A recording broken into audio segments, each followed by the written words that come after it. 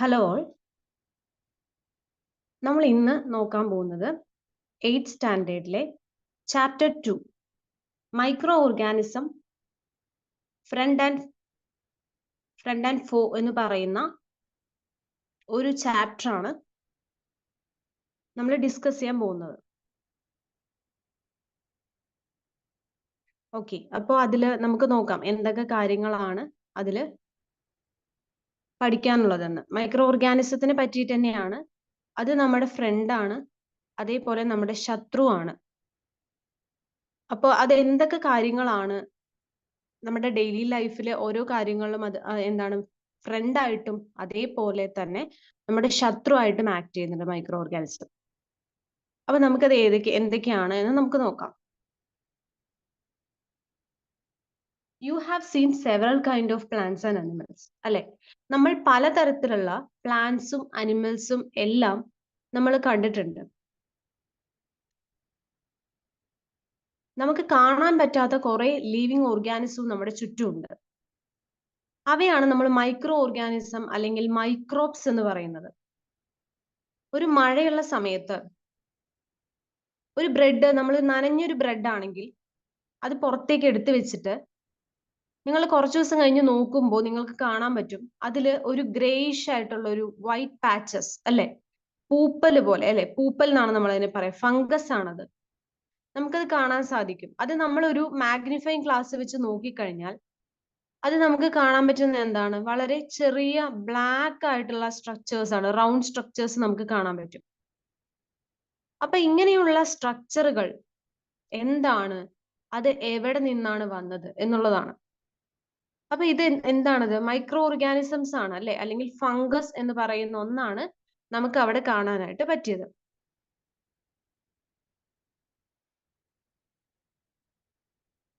Micro organism എന്താണെന്ന് നോക്കൂ. അതിനു വേണ്ടിയിട്ട് നമുക്ക് 2 ആക്ടിവിറ്റികൾ തന്നിട്ടുണ്ട്.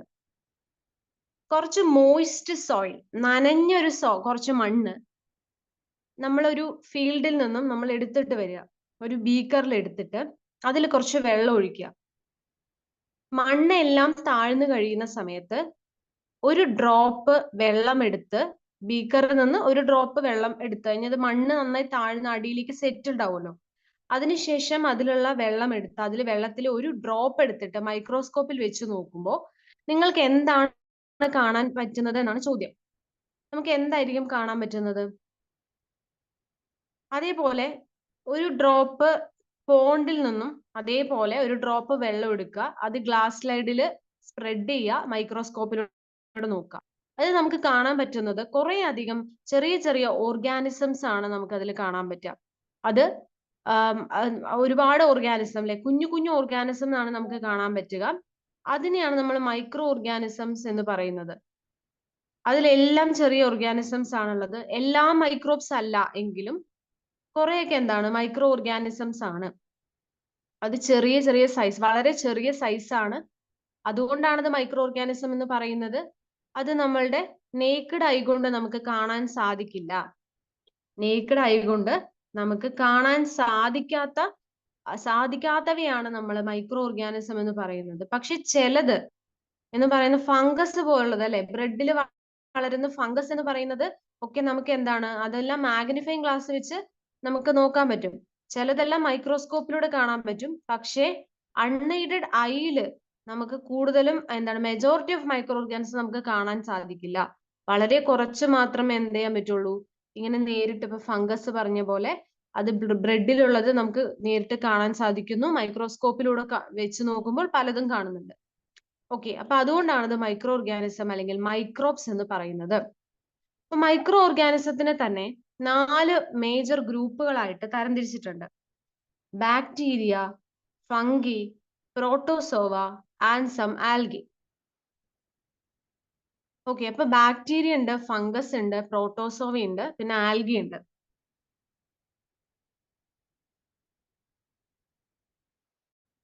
അതാ ചിത്രം കാണിച്ചിട്ടുണ്ട്. ബാക്ടീരിയകളാണ് കാണിച്ചിരിക്കുന്നത്. ബാക്ടീരിയ, പിന്നെന്താണ്, ആൽഗെ കാണിച്ചിട്ടുണ്ട്, അല്ലെ? ക്ലമൈഡോമോണസ് ആൻഡ് സ്പൈറോഗൈറ കാണിച്ചിട്ടുണ്ട്. പ്രോട്ടോസോവിൽ വരുന്നതാണ് അമീബ ആൻഡ് പാരമീഷ്യം.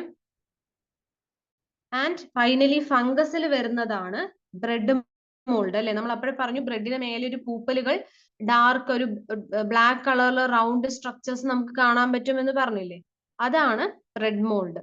പിന്നെ പെനിസിലിയത്തിൽ നിന്ന് നമ്മൾ പെനിസിലിൻ എന്ന് പറയുന്ന ആന്റിബയോട്ടിക് ഉണ്ടാക്കും എന്ന് നമ്മൾക്ക് ഇനി പഠിക്കാനുണ്ട്. പിന്നെ ആസ്പെർജില്ലസ്, ഇതൊക്കെയാണ് ഫംഗസിൽ പറയുന്ന ഫംഗസ് ആയിട്ട് പറയുന്നത്. അപ്പൊ ജസ്റ്റ് എക്സാമ്പിൾ എന്ത് ചെയ്യണം, ഒന്ന് നോട്ട് ചെയ്ത് വെക്കണം. അപ്പൊ മൈക്രോ ഓർഗാനിസത്തിനെ 4 മേജർ ഗ്രൂപ്പുകളാക്കി നമ്മൾ തിരിച്ചു എന്ന് പറഞ്ഞു. Bacteria, fungus, protozoa and algae. അതിന്റെ നമ്മൾ എക്സാമ്പിൾസ് അല്ലെങ്കിൽ അതിന്റെ ഫിഗേഴ്സും എല്ലാം നമ്മൾ കണ്ടു. ഇനി വേറൊരു കാര്യം ഇതിൽ പറയുന്നത് നോക്കൂ. വൈറസ് എന്ന് പറയുന്നത് നമ്മൾ ഇവിടെ നമ്മൾ വേറൊരു ഇതിലായിട്ടാണ് പറയുന്നത്. ഈ മേജർ ഗ്രൂപ്പായിട്ട് തിരിക്കുന്നതിൽ നമ്മൾ വൈറസ് ഉൾപ്പെടുത്തിയിട്ടില്ല. കാരണം ഇതാണ് പറയാൻ പോകുന്നത്. വൈറസ് എന്ന് പറയുന്നത് മൈക്രോസ്കോപ്പിക് ആണ്. പക്ഷേ മറ്റുള്ള മൈക്രോ ഓർഗാനിസത്തിൽ നിന്നും അത് വളരെ ഡിഫറെന്റ് ആണ്. കാരണം അത് പുറമേ അത് ഇരിക്കുന്ന സമയത്ത് അതിനെ നമുക്ക് ലീവിങ് ആയിട്ട് നമുക്ക് പറയാൻ പറ്റില്ല. പക്ഷെ എപ്പോഴാണോ അത് ഒരു ഹോസ്റ്റ് ഓർഗാനിസത്തിൽ, അതൊരു മനുഷ്യനിലേക്ക് ആവട്ടെ അല്ലെങ്കിൽ ഒരു അനിമൽ, ഏതെങ്കിലും അനിമൽ ആണെങ്കിലും പ്ലാന്റ്സ് ആണെങ്കിലും അല്ലെങ്കിൽ ഒരു ബാക്ടീരിയത്തിൽ ഉള്ളിലേക്ക് കടക്കുമ്പോഴാണ് അതിന് ജീവൻ വരുന്നത്, അല്ലെങ്കിൽ അതിന് പെറ്റുപെരുകാൻ സാധിക്കുന്നത്, അല്ലെങ്കിൽ റീപ്രൊഡ്യൂസ് ചെയ്യുന്നത് എപ്പോഴാണ് ഒരു ഹോസ്റ്റ് ഓർഗാനിസത്തിൽ കയറി കഴിയുമ്പോൾ മാത്രമാണ് അവയ്ക്ക് റീപ്രൊഡ്യൂസ് ചെയ്യാനായിട്ട് സാധിക്കുക. ഓക്കെ, അപ്പൊ അതിന്റെ പിക്ചർ അവിടെ കൊടുത്തിട്ടുണ്ട്. ടെക്സ്റ്റ് ബുക്കിൽ തന്നെ വൈറസിന്റെ ചിത്രം കൊടുത്തിട്ടുണ്ട്. ഇതാ വൈറസസ് എന്ന് പറഞ്ഞിട്ട് കൊടുത്തിട്ടുണ്ട്. ഓക്കെ, അപ്പൊ വൈറസ് എന്ന് പറയുന്നത് ഡിഫറെന്റ് ആണ്. വേറുള്ള മൈക്രോ ഓർഗാനിസം വെച്ച് നോക്കുമ്പോൾ viruses entirely different because it is only reproduce inside A host organism. അതാണ് പറയുന്നത്. അതൊരു ഹോസ്റ്റ് ഓർഗാനിസത്തിന്റെ ഉള്ളിൽ മാത്രമേ എന്ത് ചെയ്യാൻ പറ്റുള്ളൂ, അത് റീപ്രൊഡ്യൂസ് ചെയ്യുള്ളൂ. അതൊരു ബാക്ടീരിയത്തിനെ ആയിരിക്കാം അത് എന്താണ് അത് അഫക്ട് ചെയ്യുന്നത്, അല്ലെങ്കിൽ ഒരു പ്ലാന്റിനെ ആവും. ബാക്ടീരിയത്തിനെ അഫക്ട് ചെയ്യാൻ നമ്മളത് ബാക്ടീരിയോ ഫേജ് എന്ന് പറയുന്നു. ഇനി എന്തെല്ലാമാണ് വൈറസ് വരുത്തി വെക്കുന്ന രോഗങ്ങൾ? നമുക്ക് ഏറ്റവും കോമൺ ആയി അറിയപ്പെടുന്നതാണ് കോൾഡ് അല്ലെ. കോമൺ കോൾഡ് എന്നറിയപ്പെടുന്നത് ജലദോഷമാണ് അല്ലെ. നമുക്ക് വരാറുള്ള ജലദോഷം എന്ന് പറയുന്നത് വൈറസ്, റൈനോ വൈറസ് എന്ന് പറയുന്ന വൈറസ് മൂലം ഉണ്ടാവുന്നതാണ് കോൾഡ്. ഇനി ഇൻഫ്ലുവൻസ എന്ന് പറയുന്നത് ഫ്ലൂ ആണ്. നമുക്ക് സാധാരണ ഉണ്ടാകുന്ന, അതായത് ചുമയും അതേപോലെ തലവേദനയും അങ്ങനെയൊക്കെ ഉണ്ടാവുന്ന ഒന്നാണ് ഫ്ലൂ. അതാണ് ഇൻഫ്ലുവൻസ. അതേപോലെ മിക്ക കഫ്സും, അതായത് നമ്മുടെ ചുമ ഒക്കെ ഉണ്ടാവുന്നതൊക്കെ വൈറസ് കൊണ്ടാണ്. അതേപോലെ സീരിയസ് ആയിട്ടുള്ള കുറച്ച് ഡിസീസ് ഉണ്ട്, പോളിയോ എന്ന് പറയുന്നത്. അത് പോളിയോ വൈറസ് മൂലം ഉണ്ടാവുന്നതാണ് പോളിയോ. ഓക്കെ, പോളിയോ എന്ന് പറയുന്നത് വളരെ മാരകമായ ഒരു അസുഖം തന്നെയാണ്. കാരണം അത് അഫക്റ്റ് ചെയ്യുന്നത് നെർവ് സിസ്റ്റത്തിനെയാണ്, അതേപോലെ ബ്രെയിനിനെയൊക്കെയാണ് അഫക്റ്റ് ചെയ്യുക. അപ്പൊ പോളിയോ എന്ന് പറയുന്നത് വൈറസ് മൂലമാണ്. ചിക്കൻ പോക്സ് എന്ന് പറയുന്നതും എന്താണ്, വൈറസ് മൂലമാണ് ചിക്കൻ പോക്സ് എന്ന് പറയുന്നത്. ഓക്കെ, അപ്പൊ പോളിയോ എന്ന് പറയുമ്പോൾ പോളിയോനെ പറ്റിയിട്ട് നമ്മൾ കുറച്ച് കാര്യങ്ങൾ ഇനി പറയുന്നുണ്ട്. പോളിയോ പൾസ് പോളിയോ പ്രോഗ്രാമിനെയൊക്കെ പറ്റി പറയും. നമുക്ക് കുറച്ച് അധികം കാര്യങ്ങൾ പോളിയോനെ പറ്റി പറയാനുണ്ട്. അതായത് പോളിയോ എന്ന് പറയുന്നത് വാക്സിനേഷൻ ഒക്കെ കണ്ടുപിടിച്ച വ്യക്തി ജോനാസ് സാൾക്ക് എന്ന് പറയുന്ന വ്യക്തിയാണ്. വാക്സിനേഷൻ, പോളിയോ എന്ന് പറയുന്ന ഈ രോഗത്തിനെതിരെ ഒരു വാക്സിനേഷൻ കൊണ്ടുവരുന്നത് ജോനാസ് സാൾക്ക് എന്ന് പറയുന്ന വ്യക്തിയാണ്. അത് പിന്നീട് തുള്ളിമരുന്നുകളായി കുട്ടികൾക്ക് തുള്ളിമരുന്ന് രീതിയിൽ കൊടുക്കാൻ തുടങ്ങി. അത് കണ്ടുപിടിച്ചത് ആൽബർട്ട് സാബിൻ എന്ന് പറയുന്ന ആളാണ്. Albert Sabin. ഈ പോളിയോ എന്ന് പറയുന്നത് ഈ പോളിയോ ഇങ്ങനെ തുള്ളിമരുന്ന് കൊടുക്കാനും ഈ ഒരു പ്രോഗ്രാമും പൾസ് പോളിയോ പ്രോഗ്രാം എന്നൊക്കെ പറഞ്ഞിട്ട് തുടക്കമിട്ടത് 1995-ലാണ് ഇത് തുടക്കമിടുന്നത്. ഓക്കെ, അപ്പൊ പോളിയോ എന്ന് പറയുന്നത് ശരിക്കും ഒരു വളരെ സീരിയസ് ആയിട്ടുള്ള ഒരു അസുഖമാണ്. അത് എക്സ്ക്രീറ്ററി വേസ്റ്റസിലൂടെയൊക്കെയാണ് ശരിക്കും അതിലൂടെയാണ് ശരിക്കും പകരുന്നതെന്നാണ് പറയുന്നത്. പിന്നെ പറഞ്ഞ ചിക്കൻ പോക്സ് ആണ്. ചിക്കൻ ബോക്സ് എന്ന് പറയുന്നതും അത് വേരിസെല്ല സോസ്റ്റർ എന്ന് പറയുന്ന ഒരു വൈറസ് ആണ്. Varicella zoster. ആ വൈറസ് മൂലമാണ് ചിക്കൻ ബോക്സ് ഒക്കെ പകരുന്നത്. ഓക്കെ, അത് ചിക്കൻ ബോക്സ് നമുക്കറിയാം ചെറിയ ചെറിയ തടുപ്പുകളായിരിക്കും അല്ലെ, ഒരു റെഡ് തടുപ്പുകളായിട്ട് അങ്ങനെ വരുന്നതാണ് ശരിക്കും ചിക്കൻ ബോക്സ്. അത് കുറെ കഴിഞ്ഞു കഴിഞ്ഞ് എന്ത് സംഭവിക്കും, ഒരാഴ്ച 2 ആഴ്ച കഴിഞ്ഞു കഴിഞ്ഞ് ഇത് ഭേദമായി തുടങ്ങുമ്പോൾ അത് ബ്ലാക്ക് കളറിലേക്ക് മാറുന്നത് നമ്മൾ കണ്ടിട്ടുണ്ട്. നമുക്ക് ചുറ്റും അല്ലെങ്കിൽ വന്നിട്ടുള്ളവർക്കൊക്കെ അറിയാം. ചിക്കൻ ബോക്സ് എന്ന് പറയുന്നത് വന്നു കഴിഞ്ഞാൽ ചുവപ്പായിരിക്കും. അത് പിന്നീട് കറുപ്പൊക്കെ ആയിട്ട് ഒരു ഡോട്ട് ആയിട്ട് അവിടെ പാട് അവശേഷിക്കുന്നതായിട്ട് നമുക്ക് കാണാൻ പറ്റും. യൂഷ്വലി ചിക്കൻ ബോക്സ് എന്ന് പറയുന്നതിന്റെ ഒരു ഇൻഫെക്ഷൻ പീരീഡ് അല്ലെങ്കിൽ മറ്റൊരാൾക്ക് അത് കൊടുക്കാനുള്ള ഒരു സാധ്യത ഒരു 6-8 ദിവസം മാത്രമേ ഉള്ളൂ. അതിനുശേഷം ഇത് പകരില്ല. പക്ഷെ പൊതുവെയുള്ള ധാരണ എന്താണ്, ചിക്കൻ ബോക്സ് എന്ന് പറയുന്നത് മാറുന്നവരെ അല്ലെ, ആളുടെ അടുത്തേക്ക് പോരുത്, പകരും ഒരു ധാരണയാണ് എല്ലാവർക്കും ഉള്ളത്. പക്ഷെ അങ്ങനെയല്ല. ചിക്കൻ ബോക്സ് ഒരു 6 തൊട്ട് 8 ദിവസം വരെയാണ് അതിന്റെ ഇൻഫെക്ഷൻ പീരീഡ് ഉള്ളത്.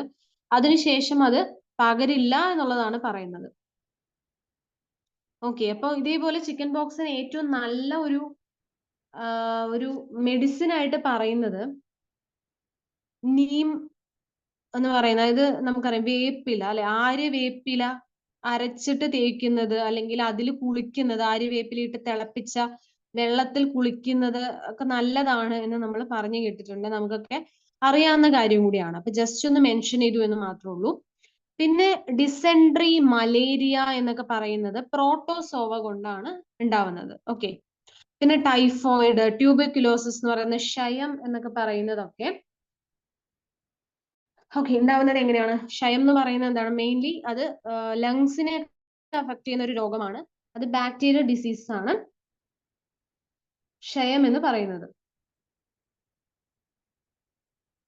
ഇനി നമ്മൾ അതായത് കുറെ ഓർഗാനിസം, ഇതേപോലെ കുറെ മൈക്രോ ഓർഗാനിസം ഒക്കെ നിങ്ങൾ ചെറിയ ക്ലാസ്സുകളിലൊക്കെ നിങ്ങൾ പഠിച്ചിട്ടുണ്ടല്ലോ എന്നാണ് ചോദിച്ചിരിക്കുന്നത്. 6-7 ക്ലാസ്സിലൊക്കെ നിങ്ങൾ ഇതിനെ പറ്റി പഠിച്ചിട്ടില്ലേ എന്നൊരു ചോദ്യം അവിടെ ചോദിച്ചിട്ടുണ്ട്.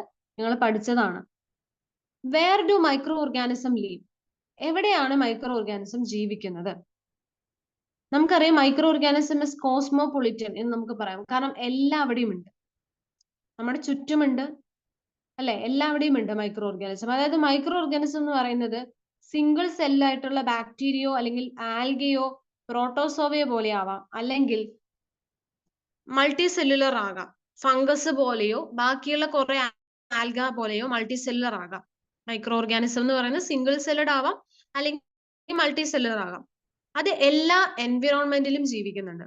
അത് എല്ലാ എൻവിറോൺമെന്റിലും ഉണ്ട്. അതായത് നല്ല തണുപ്പുള്ള സ്ഥലം തൊട്ട് നല്ല ചൂടുള്ള സ്ഥലം വരെ. അതായത് മരുഭൂമിയിലും ഉണ്ട്, ചതുപ്പ് നിലത്തുമുണ്ട്, മാഷി ലാൻഡിലുമുണ്ട്. ഓക്കെ, സലൈൻ ആയിട്ടുള്ള ഒരു പ്രദേശത്താണെങ്കിൽ, അത്രയും ഉപ്പുള്ള സ്ഥലത്താണെങ്കിലും ഉണ്ടാവും. അങ്ങനെ ഏത് കാലാവസ്ഥയിലും എന്ത് ചെയ്യാൻ പറ്റും, ഇതിന് ജീവിക്കാനായിട്ട് പറ്റും. നമ്മളുടെ മനുഷ്യനിലും എന്താണ്, ഹ്യൂമൻസ് ഇൻക്ലൂഡ് ചെയ്യുന്ന ആനിമൽസിന്റെ ബോഡിയിലും എന്തുണ്ട്, ഈ മൈക്രോ ഓർഗാനിസം ഉണ്ട് അല്ലെ. ഈ മൈക്രോ ഓർഗാനിസം എന്ന് പറയുമ്പോൾ ബാക്ടീരിയാസും അതേപോലെ നമുക്ക് യൂസ്ഫുൾ ആയിട്ടുള്ള ബാക്ടീരിയകളും ഫംഗസുകളും എല്ലാം നമ്മുടെ ശരീരത്തുണ്ട്. ഇത് എന്ത് ജോലി എന്തായിരിക്കും നമ്മുടെ ശരീരത്തില്? ഇത് എന്തായിരിക്കും ഇതിന്റെ ജോലി? ചില വൈറ്റമിൻസ് ഒക്കെ പ്രൊഡ്യൂസ് ചെയ്യുന്നു, അല്ലെങ്കിൽ ആന്റി ഇൻഫ്ലമേറ്റേഴ്സ് പ്രൊഡ്യൂസ് ചെയ്യുന്നു. നമ്മുടെ ശരീരത്തിലെ നീർക്കെട്ടെല്ലാം കുറയ്ക്കാനുള്ള ആന്റി ഇൻഫ്ലമേറ്റേഴ്സും അല്ലെങ്കിൽ വൈറ്റമിനുകൾ, കുറെ വൈറ്റമിൻസ് പ്രൊഡ്യൂസ് ചെയ്യുന്നുണ്ട്. ഏതൊക്കെ വൈറ്റമിൻ ആണെന്ന് ചോദിച്ചാൽ വൈറ്റമിൻ കെ, അതേപോലെ തന്നെ വെള്ളത്തിൽ ലയിക്കുന്ന വിറ്റമിൻ ബി, വാട്ടർ സോളുബിൾ. പൊതുവെ എന്താ വിറ്റമിൻ അല്ലെങ്കിൽ വൈറ്റമിൻ ബി എന്ന് പറയുന്നത് ഫാറ്റ് സോളിബിൾ ആണ് അല്ലെ, കൊഴുപ്പിൽ ലയിക്കുന്നവയാണ് വൈറ്റമിൻ, നമ്മൾ ഭക്ഷണത്തിലൂടെ കഴിക്കുന്നത്. പക്ഷെ നമ്മുടെ ശരീരത്തിൽ ഉണ്ടാക്കുന്ന വൈറ്റമിൻ എന്ന് പറയുന്നത് വാട്ടർ സോളിബിൾ ആണ്. അപ്പൊ വാട്ടർ സോളിബിൾ വൈറ്റമിൻ ബിയും വൈറ്റമിൻ കെയും എല്ലാം ഉണ്ടാക്കുന്നത് മൈക്രോ ഓർഗാനിസം ആണ്, നമ്മുടെ ശരീരത്തിലുള്ള യൂസ്ഫുൾ മൈക്രോ ഓർഗാനിസം ആണ്. അതേപോലെ ചില മൈക്രോ ഓർഗാനിസം എന്ന് പറയുന്നത്, ചില മൈക്രോ ഓർഗാനിസം ജീവിക്കുന്നത് ഒരു മ്യൂച്വലിസം ആയിരിക്കും. അതിനൊരു മ്യൂച്വലിസം ഉണ്ടാവും, അല്ലെങ്കിൽ മറ്റുള്ള ഓർഗാനിസത്തിന് അതിനൊരു ഹോസ്റ്റ് വേണം ജീവിക്കാൻ. എക്സാമ്പിൾ ലൈക്കൻ എന്ന് പറഞ്ഞിട്ട് ലൈക്കൻ നിങ്ങൾക്ക് കേട്ടിട്ടുണ്ടാവാം അല്ലെ? അതേപോലെ പിന്നീട് റൈസോബിയം എന്ന് പറയുന്ന റൈസോബിയം എവിടെയാണ് ഉള്ളത്? പീ പ്ലാന്റിൽ അല്ലെ? പീ പ്ലാന്റിൽ നമുക്ക് റൈസോബിയത്തിനെ കാണാനായിട്ട് സാധിക്കും. റൈസോബിയം ആൻഡ് പീ പ്ലാന്റ് ഒരു റിലേഷൻഷിപ്പ് ഉണ്ട്. അവര് തമ്മിൽ എന്താണ്? അവര് തമ്മിൽ ഒരു മ്യൂച്വലിസം അല്ലെങ്കിൽ അതിന് നമ്മൾ എന്താ പറയാ, സിംബയോട്ടിക് റിലേഷൻഷിപ്പ് എന്നാണ് പറയാ. അപ്പൊ റൈസോബിയം ബാക്ടീരിയ എവിടെയാണ്? ഒരു പീ പ്ലാന്റിൽ ജീവിക്കുന്നതും ഒരു എക്സാമ്പിൾ ആയിട്ട് നമുക്കിത് പറയാനായിട്ട് സാധിക്കും. ലൈക്കൺ പറഞ്ഞപ്പോ എന്താ, ലൈക്കൺ ഓൾറെഡി നമ്മൾ പറഞ്ഞു, ആൽഗ ഫംഗസും കൂടിയിട്ടുള്ള റിലേഷൻഷിപ്പ് ആണ്, ആൽഗ ആൻഡ് ഫംഗസ് റിലേഷൻഷിപ്പ് ആണ് ലൈക്കൺ എന്ന് പറയുന്നത്. അപ്പോ ഈ ഒരു ഇതില് ഒന്നിനൊന്ന് എന്താണ്, വളരെ ബെനിഫിഷ്യൽ ആണ്. ഓക്കെ, ഇപ്പൊ റൈസോബിയം ജീവിക്കുന്നത് റൂട്ട് നൊഡ്യൂൾസിലാണ്. ലെഗ്യുമിനസ് പ്ലാന്റ് എന്ന് പറയുന്നത് പീ പ്ലാന്റിന്റെ റൂട്ട് നൊഡ്യൂൾസിലാണ്. റൂട്ടിൽ ചെറിയൊരു സ്പേസ് ഉണ്ടായിട്ട് അതിലാണ് ജീവിക്കുന്നത്. അതിനപ്പോ അവിടെ ഒരു എന്താണ്, ഈ ഒരു പീ പ്ലാന്റിൽ നിന്നും ന്യൂട്രിയൻസ് കിട്ടുന്നു. ഇവ തിരിച്ചു ചെയ്യുന്ന ജോലി എന്താണ്? റൈസോബിയം അറ്റ്മോസ്ഫിയർ ആയിട്ടുള്ള അറ്റ്മോസ്ഫിയറിക് നൈട്രജൻ ഫിക്സ് ചെയ്ത് കൊടുക്കുന്നതാണ് റൈസോബിയത്തിന്റെ ജോലി. അപ്പോ പ്ലാന്റിന് നൈട്രജൻ കിട്ടുന്നുണ്ട്, പ്ലാന്റിൽ നിന്ന് ന്യൂട്രിയൻസ് എവിടെ കിട്ടുന്നുണ്ട്? ഈ റൈസോബിയത്തിനും കിട്ടുന്നുണ്ട്. അപ്പൊ ബെനിഫിഷ്യൽ ടു ഈച്ച് അതർ ആണ്. ഓക്കെ, ചിലത് ഫ്രീ ആയിട്ട് എക്സിസ്റ്റും ചെയ്യുന്നുണ്ട്. ഇനി മൈക്രോ ഓർഗാനിസം ആൻഡ് അസ് എന്ന് പറഞ്ഞിട്ട് പറഞ്ഞിട്ടുണ്ട്. അതായത് നമ്മുടെ ജീവിതത്തിൽ മൈക്രോ ഓർഗാനിസത്തിന് എന്താണ് ഒരു റോൾ ഉള്ളത്? നമ്മുടെ ജീവിതത്തിൽ മൈക്രോ ഓർഗാനിസം വളരെ വലിയൊരു റോള് തന്നെയുണ്ട്. കുറെയൊക്കെ നമ്മളുടെ ജീവിതത്തിൽ, നിത്യജീവിതത്തിൽ ഉപകാരപ്പെടുന്നതാണെങ്കിൽ കൂടുതലും എന്തായിരിക്കും? അത് ദോഷകരമായി ഭവിക്കുന്നതും നമുക്ക് അസുഖങ്ങൾ ഉണ്ടാക്കുന്ന തരത്തിലുള്ള മൈക്രോ ഓർഗാനിസംസും ഉണ്ട്. അപ്പൊ ഫ്രണ്ട്ലി മൈക്രോ ഓർഗാനിസം എന്താന്ന് നോക്കാം. ഫ്രണ്ട്ലി മൈക്രോ ഓർഗാനിസം നമ്മൾ പല പർപ്പസസിന് വേണ്ടി ഉപയോഗിക്കുന്നു. തൈര് ഉണ്ടാക്കാനും ബ്രെഡ് ഉണ്ടാക്കാനും കേക്ക് ഉണ്ടാക്കാനും എല്ലാം ഉപയോഗിക്കുന്നു. കാലങ്ങളായി ആൽക്കഹോൾ നിർമ്മിക്കുന്നതിനും ഉപയോഗിക്കുന്നുണ്ട്. ഓക്കെ, കാലങ്ങളായി ആൽക്കഹോൾ ഉണ്ടാക്കാനായിട്ട് ഉപയോഗിക്കുന്നുണ്ട്. അതേപോലെ എൻവിറോൺമെന്റ് ക്ലീൻ ചെയ്യാനായിട്ട് സഹായിക്കുന്നു. അപ്പൊ cleaning up of the environment എന്ന് പറയുന്നത് ഒരു വലിയ കാര്യമാണ് അല്ലെ? എൻവിറോൺമെന്റ് ക്ലീൻ ചെയ്യാന്ന് പറഞ്ഞാൽ എക്സാമ്പിൾ പറഞ്ഞിട്ടുണ്ട്. നമ്മൾ ഈ പച്ചക്കറിയിലുള്ള പീൽസ്, അതായത് അതിന്റെ തൊലി അല്ലെ, അതേപോലെ അനിമൽ റിമൈൻസ് ഓഫ് അനിമൽസ്, ഫീസസ് അല്ലെ, എക്സ്ക്രീറ്ററി വേസ്റ്റുകളും മറ്റും എല്ലാം എന്താണ്? ഓർഗാനിക് വേസ്റ്റ് ആണ്. അതിനെ വളരെ ഹാംലെസ് ആയിട്ടുള്ള വീണ്ടും ഉപയോഗിക്കാൻ പറ്റാവുന്ന സബ്സ്റ്റൻസസ് ആക്കിയിട്ട് മാറ്റുകയാണ് ബാക്ടീരിയ ചെയ്യുന്നത്. അത് നല്ലൊരു മാനുവർ ആയിട്ട് ഉപയോഗിക്കാൻ പറ്റും, നല്ലൊരു വളമായി ഉപയോഗിക്കാൻ പറ്റും. ബയോഗ്യാസിനെ പറ്റിയൊക്കെ കേട്ടിട്ടില്ലേ? ഓർഗാനിക് വേസ്റ്റുകളൊക്കെ നമ്മൾ ഒരു ടാങ്കിൽ ഇടുന്നു, അവിടെ മെത്തജൻസ് എന്ന് പറയുന്ന ബാക്ടീരിയകൾ ആക്ട് ചെയ്ത് അതിനെ ഹാംലെസ് ആയിട്ടുള്ള ബയോഗ്യാസ് ആക്കി മാറ്റുന്നു. ആ ബയോഗ്യാസ് നമ്മൾ കുക്കിങ്ങിന് വേണ്ടി ഉപയോഗിക്കുന്നു. ബാക്കി വരുന്ന ഓർഗാനിക് വേസ്റ്റിന്റെ അതൊരു മാനുവറായി മാറിയിട്ടുണ്ട്. നമ്മൾ അതിന് സ്ലർ എന്നൊക്കെ പറയും. അത് പിന്നീട് നമ്മൾ ഉപയോഗിക്കുന്നുണ്ട് അല്ലെ? എന്തിനാണ് ഉപയോഗിക്കുന്നത്? പച്ചക്കറിയും അല്ലെങ്കിൽ എല്ലാം അതിനു വേണ്ടിയിട്ട് നമ്മൾ ഉപയോഗിക്കുന്നുണ്ട് അല്ലെ? അപ്പൊ അതും എന്താണ്? ഒരു ഉപകാരപ്രദമായിട്ടുള്ള ഒന്നാണ്. മൈക്രോ ഓർഗാനിസം എന്ന് പറയുന്നത് നമ്മുടെ നിത്യജീവിതത്തിൽ ഒരുപാട് കാര്യങ്ങളിൽ നമ്മൾ ഉപയോഗപ്പെടുന്ന തരത്തിൽ നമ്മളെ സഹായിക്കുന്നവയാണ്. ബാക്ടീരിയ ഉപയോഗിച്ച് മെഡിസിൻസ് ഉണ്ടാക്കുന്നുണ്ട്. അതേപോലെ അഗ്രികൾച്ചറിൽ ഫെർട്ടിലിറ്റി കൂട്ടാൻ അല്ലെ, നൈട്രജൻ ഫിക്സ് ചെയ്ത് ഫെർട്ടിലിറ്റി കൂട്ടുന്നുണ്ട്. നമ്മളിപ്പോ പറഞ്ഞല്ലോ, റൈസോബിയം എന്ന് പറയുന്നത് റൂട്ട് നൊഡ്യൂളില് റൈസോബിയം ഉണ്ട്. അപ്പൊ ആ റൈസോബിയം എന്താണ്? അറ്റ്മോസ്ഫിയറിക് നൈട്രജനെ ഫിക്സ് ചെയ്യുന്നു. അല്ലെങ്കിൽ നൈട്രജൻ എന്ന് പറയുന്നതിനെ നൈട്രൈറ്റ് അല്ലെങ്കിൽ നൈട്രേറ്റ് ഒക്കെ ആക്കി മാറ്റി ഫിക്സ് ചെയ്യുന്നത് ഈ നൈട്രജൻ ഫിക്സിംഗ് ബാക്ടീരിയകളാണ്. അപ്പൊ അത് സോയിലിന് ഫെർട്ടിലിറ്റി കൂട്ടുന്നു. സോ അങ്ങനെയും എന്താണ്? ഉപകാരം ചെയ്യുന്നുണ്ട് മൈക്രോ ഓർഗാനിസം എന്ന് പറയുന്നത്. ഓക്കെ,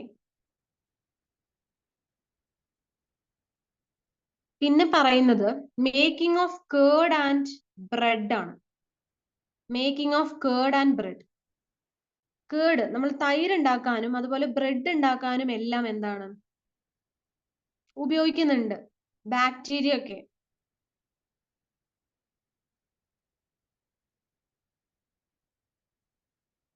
ഓക്കെ, അത് കേർഡില് എങ്ങനെയാണ് ഇപ്പൊ ഒരു പാല് തൈരായി മാറാൻ സഹായിക്കുന്നത് ബാക്ടീരിയ ആണ്. ആ ബാക്ടീരിയയുടെ പേര് ലാക്ടോബാസിലസ് എന്നാണ്. ലാക്ടോബാസിലസ്. അപ്പൊ curd contain several lactobacillus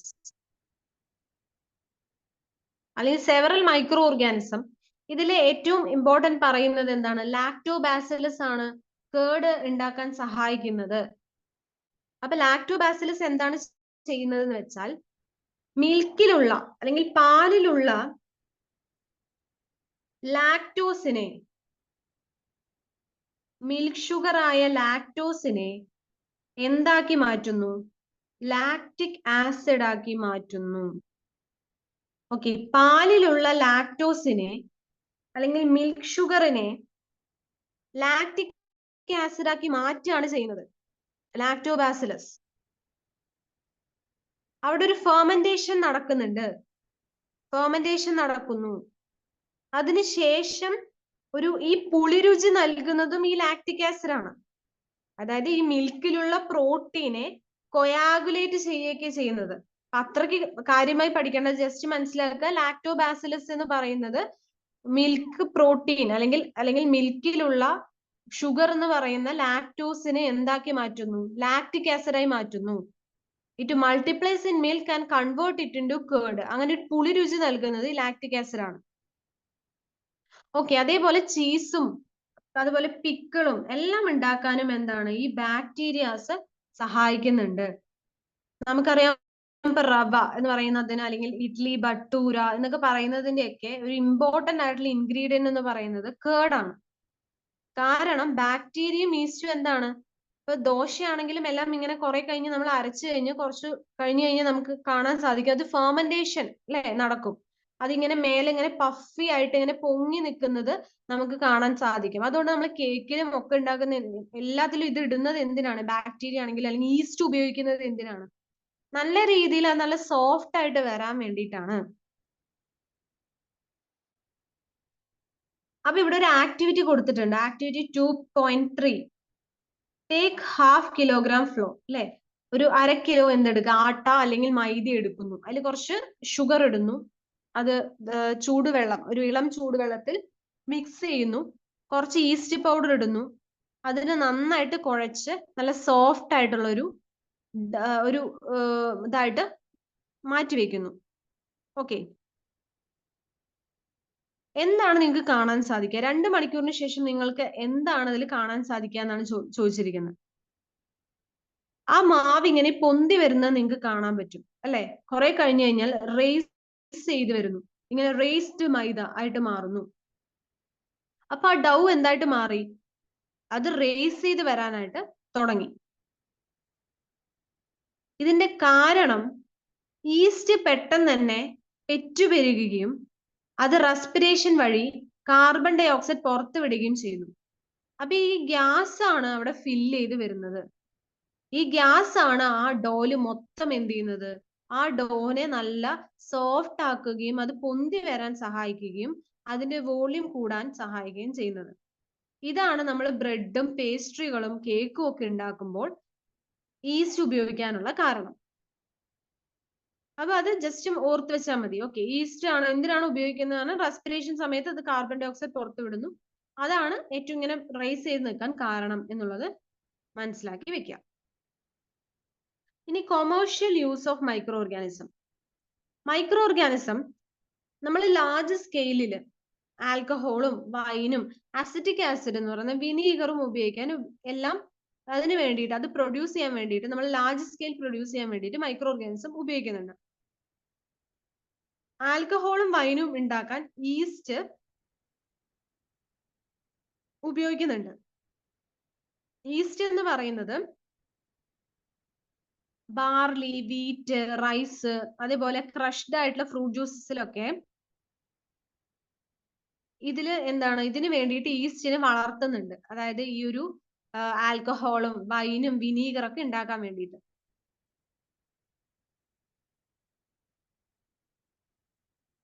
okay, അപ്പൊ ഇതിലൊരു ആക്ടിവിറ്റി കൊടുത്തിട്ടുണ്ട്. ഒരു 1/2 ലിറ്റർ അല്ലെങ്കിൽ 500 മില്ലി ബീക്കർ വെള്ളം എടുക്കുക. അതായത് ഒരു മുക്കാൽ ഇതില് അളവില് വെള്ളം എടുക്കുന്നു. അത് 2-3 ടീസ്പൂൺ ഷുഗർ ഇടുന്നു. അതിനുശേഷം കുറച്ച് 1 സ്പൂൺ ഈസ്റ്റ് ഇടുന്നു ഷുഗർ സൊല്യൂഷനിൽ. അതൊരു 4-5 മണിക്കൂർ ഇത് കവർ ചെയ്ത് വെക്കുക. നല്ലൊരു ചൂടുള്ള സ്ഥലത്ത്, അതായത് തണുപ്പുള്ളതല്ല, കുറച്ച് ചൂടുള്ള സ്ഥലത്ത് വെക്കുക. എന്നിട്ട് നമ്മൾ സ്മെല്ല് ചെയ്യുമ്പോൾ നമുക്കൊരു ആൽക്കഹോളിന്റെ സ്മെല്ല് വരും. ഓക്കെ, അതായത് അതിലുള്ള ഷുഗർ, നമ്മൾ ചേർത്ത ഷുഗർ ഇല്ലേ, ആ ഷുഗർ ആൽക്കഹോൾ ആയിട്ട് കൺവേർട്ട് ആയി. The process of conversion of sugar into alcohol, അതിനെയാണ് നമ്മൾ ഫെർമെന്റേഷൻ എന്ന് പറയുക. ഒരു പുളിപ്പ് വന്നു അല്ലെ, ഷുഗർ എന്ന് പറയുന്ന മധുരം പോയി അവിടെ വരുന്നത് എന്താണ്, ഒരു പുളിപ്പും ഒക്കെയാണ് വരുന്നത്. അതായത് ഈസ്റ്റ് എന്ത് ചെയ്തു, ഷുഗറിനെ ആൽക്കഹോളായി കൺവേർട്ട് ചെയ്തു. ഇത് കണ്ടെത്തിയത് ലൂയിസ് പാസ്റ്റർ എന്ന് പറയുന്ന ആളാണ്. ഫെർമെന്റേഷൻ പ്രോസസ്സ് കണ്ടെത്തിയത് ലൂയിസ് പാസ്റ്റർ ആണ്. 1857 ലൂയിസ് പാസ്റ്റർ ഇത് കണ്ടെത്തുന്നത്. ഓക്കെ, അപ്പൊ ആൽക്കഹോളിനെ അല്ലെങ്കിൽ ഷുഗറിനെ ആൽക്കഹോൾ ആക്കി മാറ്റുന്ന ആ പ്രോസസ്സിനെയാണ് ഫെർമെന്റേഷൻ എന്ന് പറയുന്നത്. അപ്പൊ നമ്മള് ബേക്കിംഗ് ഇൻഡസ്ട്രീസിലും ഉപയോഗിക്കുന്നുണ്ട് എന്ന് പറഞ്ഞു. ലാർജ് സ്കെയിലായിട്ട് വൈനും ആൽക്കഹോൾ ഉണ്ടാക്കാൻ ഉപയോഗിക്കുന്നുണ്ടെന്നും നമ്മൾ പറഞ്ഞു. ഇനി മൈക്രോ ഓർഗാനിസം മെഡിസിനൽ യൂസ്, ആദ്യം മെഡിക്കൽ ഫീൽഡിൽ അത് ഉപയോഗിക്കുന്നത് എന്തിനൊക്കെയാണെന്ന് നോക്കാം. പെട്ടെന്ന് നമുക്ക് അസുഖം വരികയാണെന്നുണ്ടെങ്കിൽ നമ്മുടെ ഡോക്ടർ എന്ത് എഴുതും, പോയി കഴിഞ്ഞാൽ ആന്റിബയോട്ടിക് എഴുതുന്നത് കാണാം. അല്ലെങ്കിൽ ക്യാപ്സ്യൂളുകളോ ഇഞ്ചക്ഷനോ തരും അല്ലെ, പെനിസിലിൻ പോലെ ഉള്ള എന്തെങ്കിലും ആവാം അത്. ഈ മെഡിസിന്റെ സോഴ്സ് എവിടെയാണ്, ഇത് എവിടെ നിന്നാണ് വരുന്നത്, മൈക്രോ ഓർഗാനിസം ആണ്. ഇത് ഒന്നില്ലെങ്കിൽ ആ ഡിസീസ് ഉണ്ടാക്കുന്ന മൈക്രോ ഓർഗാനിസത്തിന്റെ വളർച്ചയെ തടയുന്നു, അല്ലെങ്കിൽ അവയെ നശിപ്പിക്കുന്നു. Kill or stop the growth of the disease causing micro organism. അപ്പൊ ഈ മെഡിസിൻ എന്താ ചെയ്യുക, ഒന്നില്ലെങ്കിൽ അതിനെ കൊല്ലും, അല്ലെങ്കിൽ അത് വളർച്ചയെ തടയുന്നു ആ മൈക്രോ ഓർഗാനിസത്തിന്റെ, ആ ഒരു ഡിസീസ് ഉണ്ടാക്കുന്ന മൈക്രോ ഓർഗാനിസത്തിന്.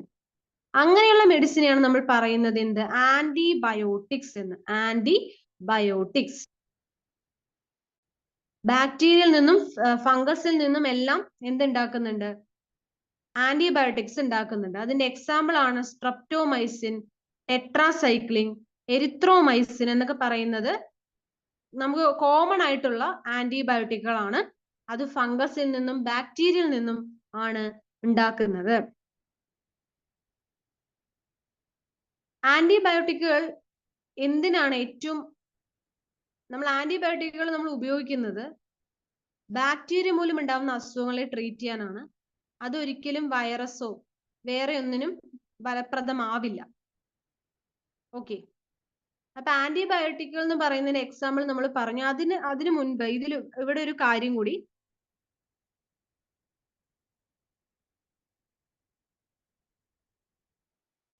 ഓക്കെ, ഈ ഒരു കോളത്തിൽ ഒരു കാര്യം കൂടി പറയുന്നുണ്ട്. In 1929, Alexander Fleming was working on a culture of disease-causing bacteria. അതായത് ഡിസീസ് ഉണ്ടാക്കുന്ന, ഒരു അസുഖം ഉണ്ടാക്കുന്ന ബാക്ടീരിയനെ കൾച്ചർ ചെയ്തുകൊണ്ടിരിക്കുമ്പോൾ അദ്ദേഹം പെട്ടെന്ന് ഏതോ ഒരു കൾച്ചർ പ്ലേറ്റില് ഗ്രീൻ മോൾഡ് കണ്ടെത്തി. ആ ഗ്രീൻ മോൾഡ് ആ ഡിസീസ് ഉണ്ടാക്കുന്ന ബാക്ടീരിയയുടെ വളർച്ചയെ തടയുകയും കുറെ ബാക്ടീരിയകളെ നശിപ്പിക്കുകയും ചെയ്തു. അതിൽ നിന്നാണ്, അല്ലെങ്കിൽ ആ മോൾഡിൽ നിന്നാണ് പെനിസിലിൻ എന്ന് പറയുന്ന ഒരു ആന്റിബയോട്ടിക് നിർമ്മിച്ചത് അദ്ദേഹം. സോ അലക്സാണ്ടർ ഫ്ലെമിംഗ് ആണ് പെനിസിലിൻ എന്ന് പറയുന്ന ആന്റിബയോട്ടിക് നിർമ്മിച്ചത്. Okay, antibiotics R even mixed with the feed of life Stokes and poultry. അതായത് കന്നുകാലികളുടെ തീറ്റയിലും മറ്റും, അല്ലെങ്കിൽ കോഴിക്ക് കൊടുക്കുന്ന തീറ്റയിലും എല്ലാം എന്താണ്, ഈ ആന്റിബയോട്ടിക്സ് മിക്സ് ചെയ്യുന്നുണ്ട്. കാരണം എന്തെങ്കിലും ആനിമൽസിന് എന്തെങ്കിലും ഒരു ഇൻഫെക്ഷൻ ഉണ്ടെങ്കിൽ അത് പോവാനായിട്ട് അതിന്റെ കൂടെ എന്ത് ചെയ്യുന്നുണ്ട്, മിക്സ് ചെയ്യുന്നുണ്ട്. അതേപോലെ പ്ലാന്റ്സിനും ഇത് ആന്റിബയോട്ടിക്സ് യൂസ് ചെയ്യുന്നുണ്ട്.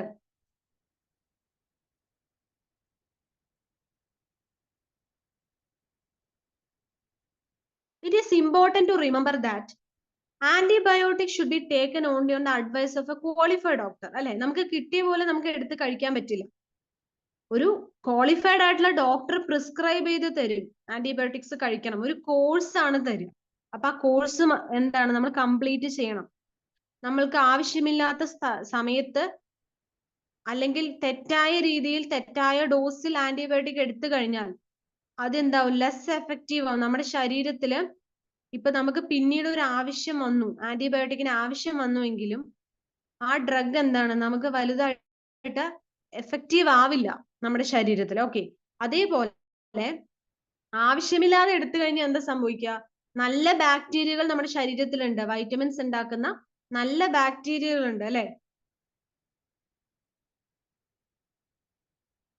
നല്ല ബാക്ടീരിയകൾ എന്ത് സംഭവിക്കുന്നു, അതിനെ നശിപ്പിക്കുന്ന തരത്തിലേക്ക് ഈ ആന്റിബയോട്ടിക്സ് മാറും.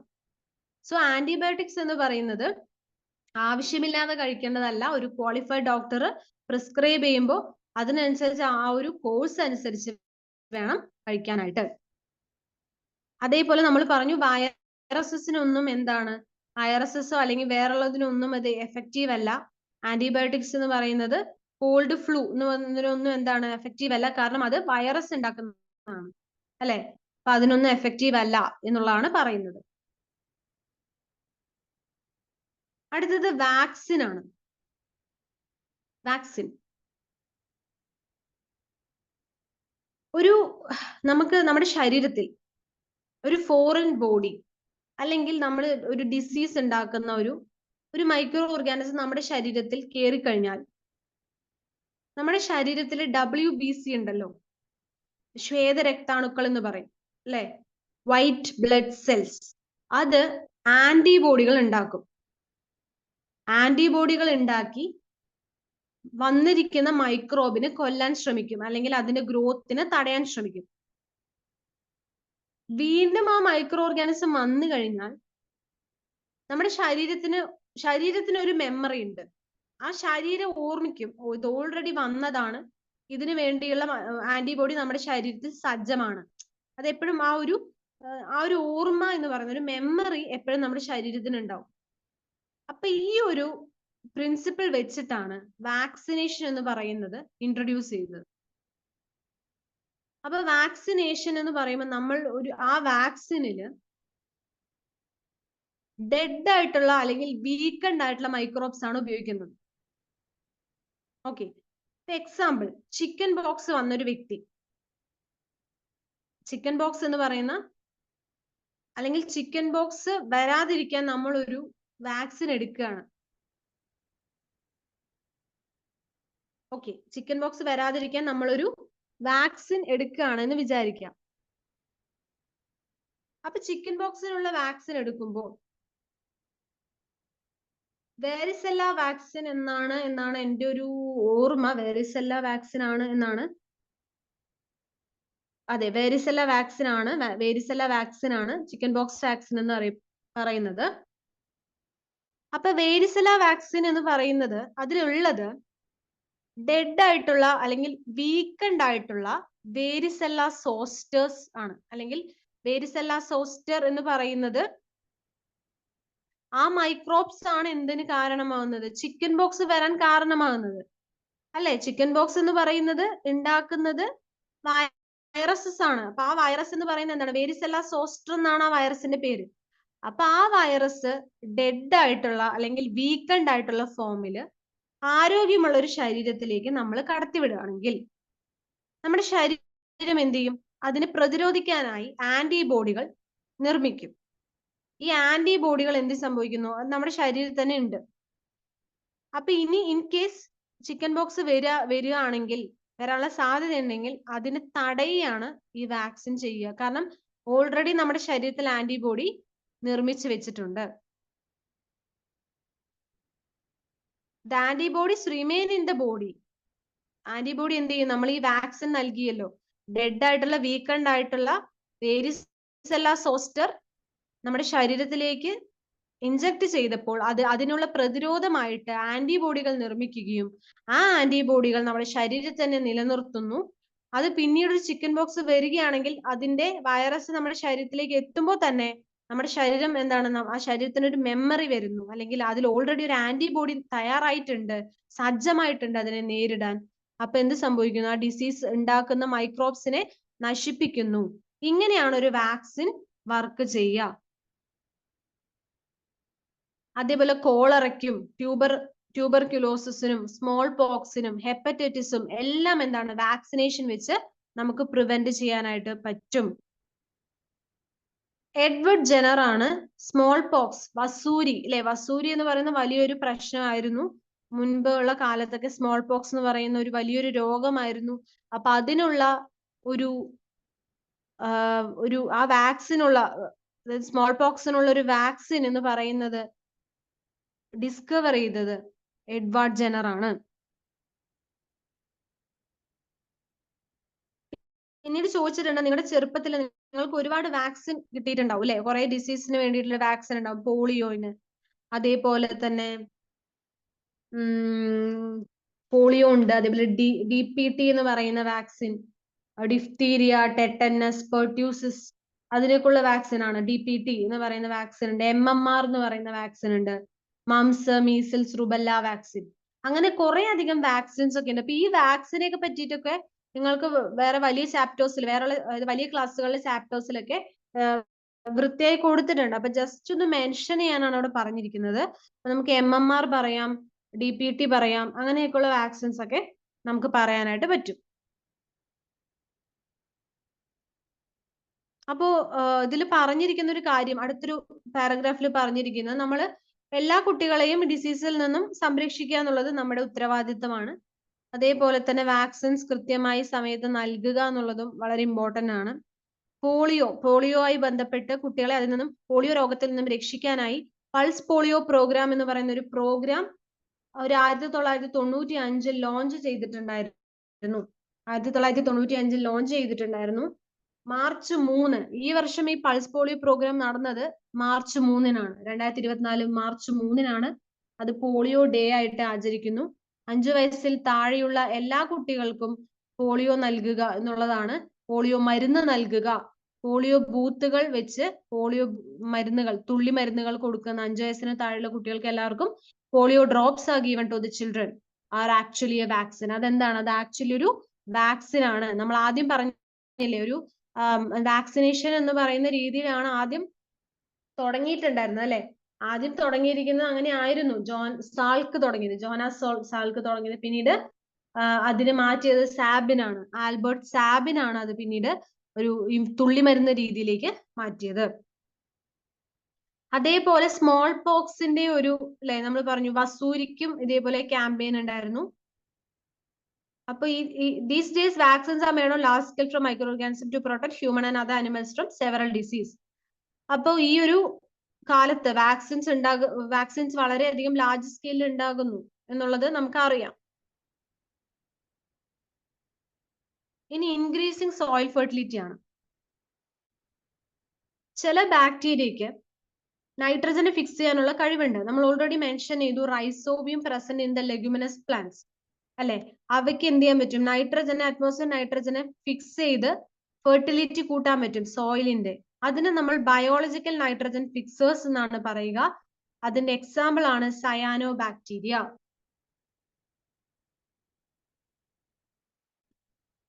സയാനോ ബാക്ടീരിയ ആണ് അതിന്റെ എക്സാമ്പിൾ ആയിട്ട് പറയുന്നത്. ഇനി ക്ലീനിങ് ദ എൻവിറോൺമെന്റ്. ബോജു ആൻഡ് പഹേലി അവരുടെ സ്കൂൾ ഗാർഡനറിനെ നന്നായിട്ട് നിരീക്ഷിക്കുകയാണ്. അദ്ദേഹം വളം ഉണ്ടാക്കുന്നു. അപ്പോ പഹേലിയും ബോജു എന്ത് ചെയ്തു? അവന്റെ ഫ്രണ്ട്സിനൊപ്പം അവർ കുറേയധികം പ്ലാന്റ്സിനെയും വെജിറ്റബിൾസിനെയും ഫ്രൂട്ട്സിനെയും ഒക്കെ വേസ്റ്റ് കളക്ട് ചെയ്തു അടുത്തുള്ള വീടുകളിൽ നിന്നും ഗാർഡനിൽ നിന്നും.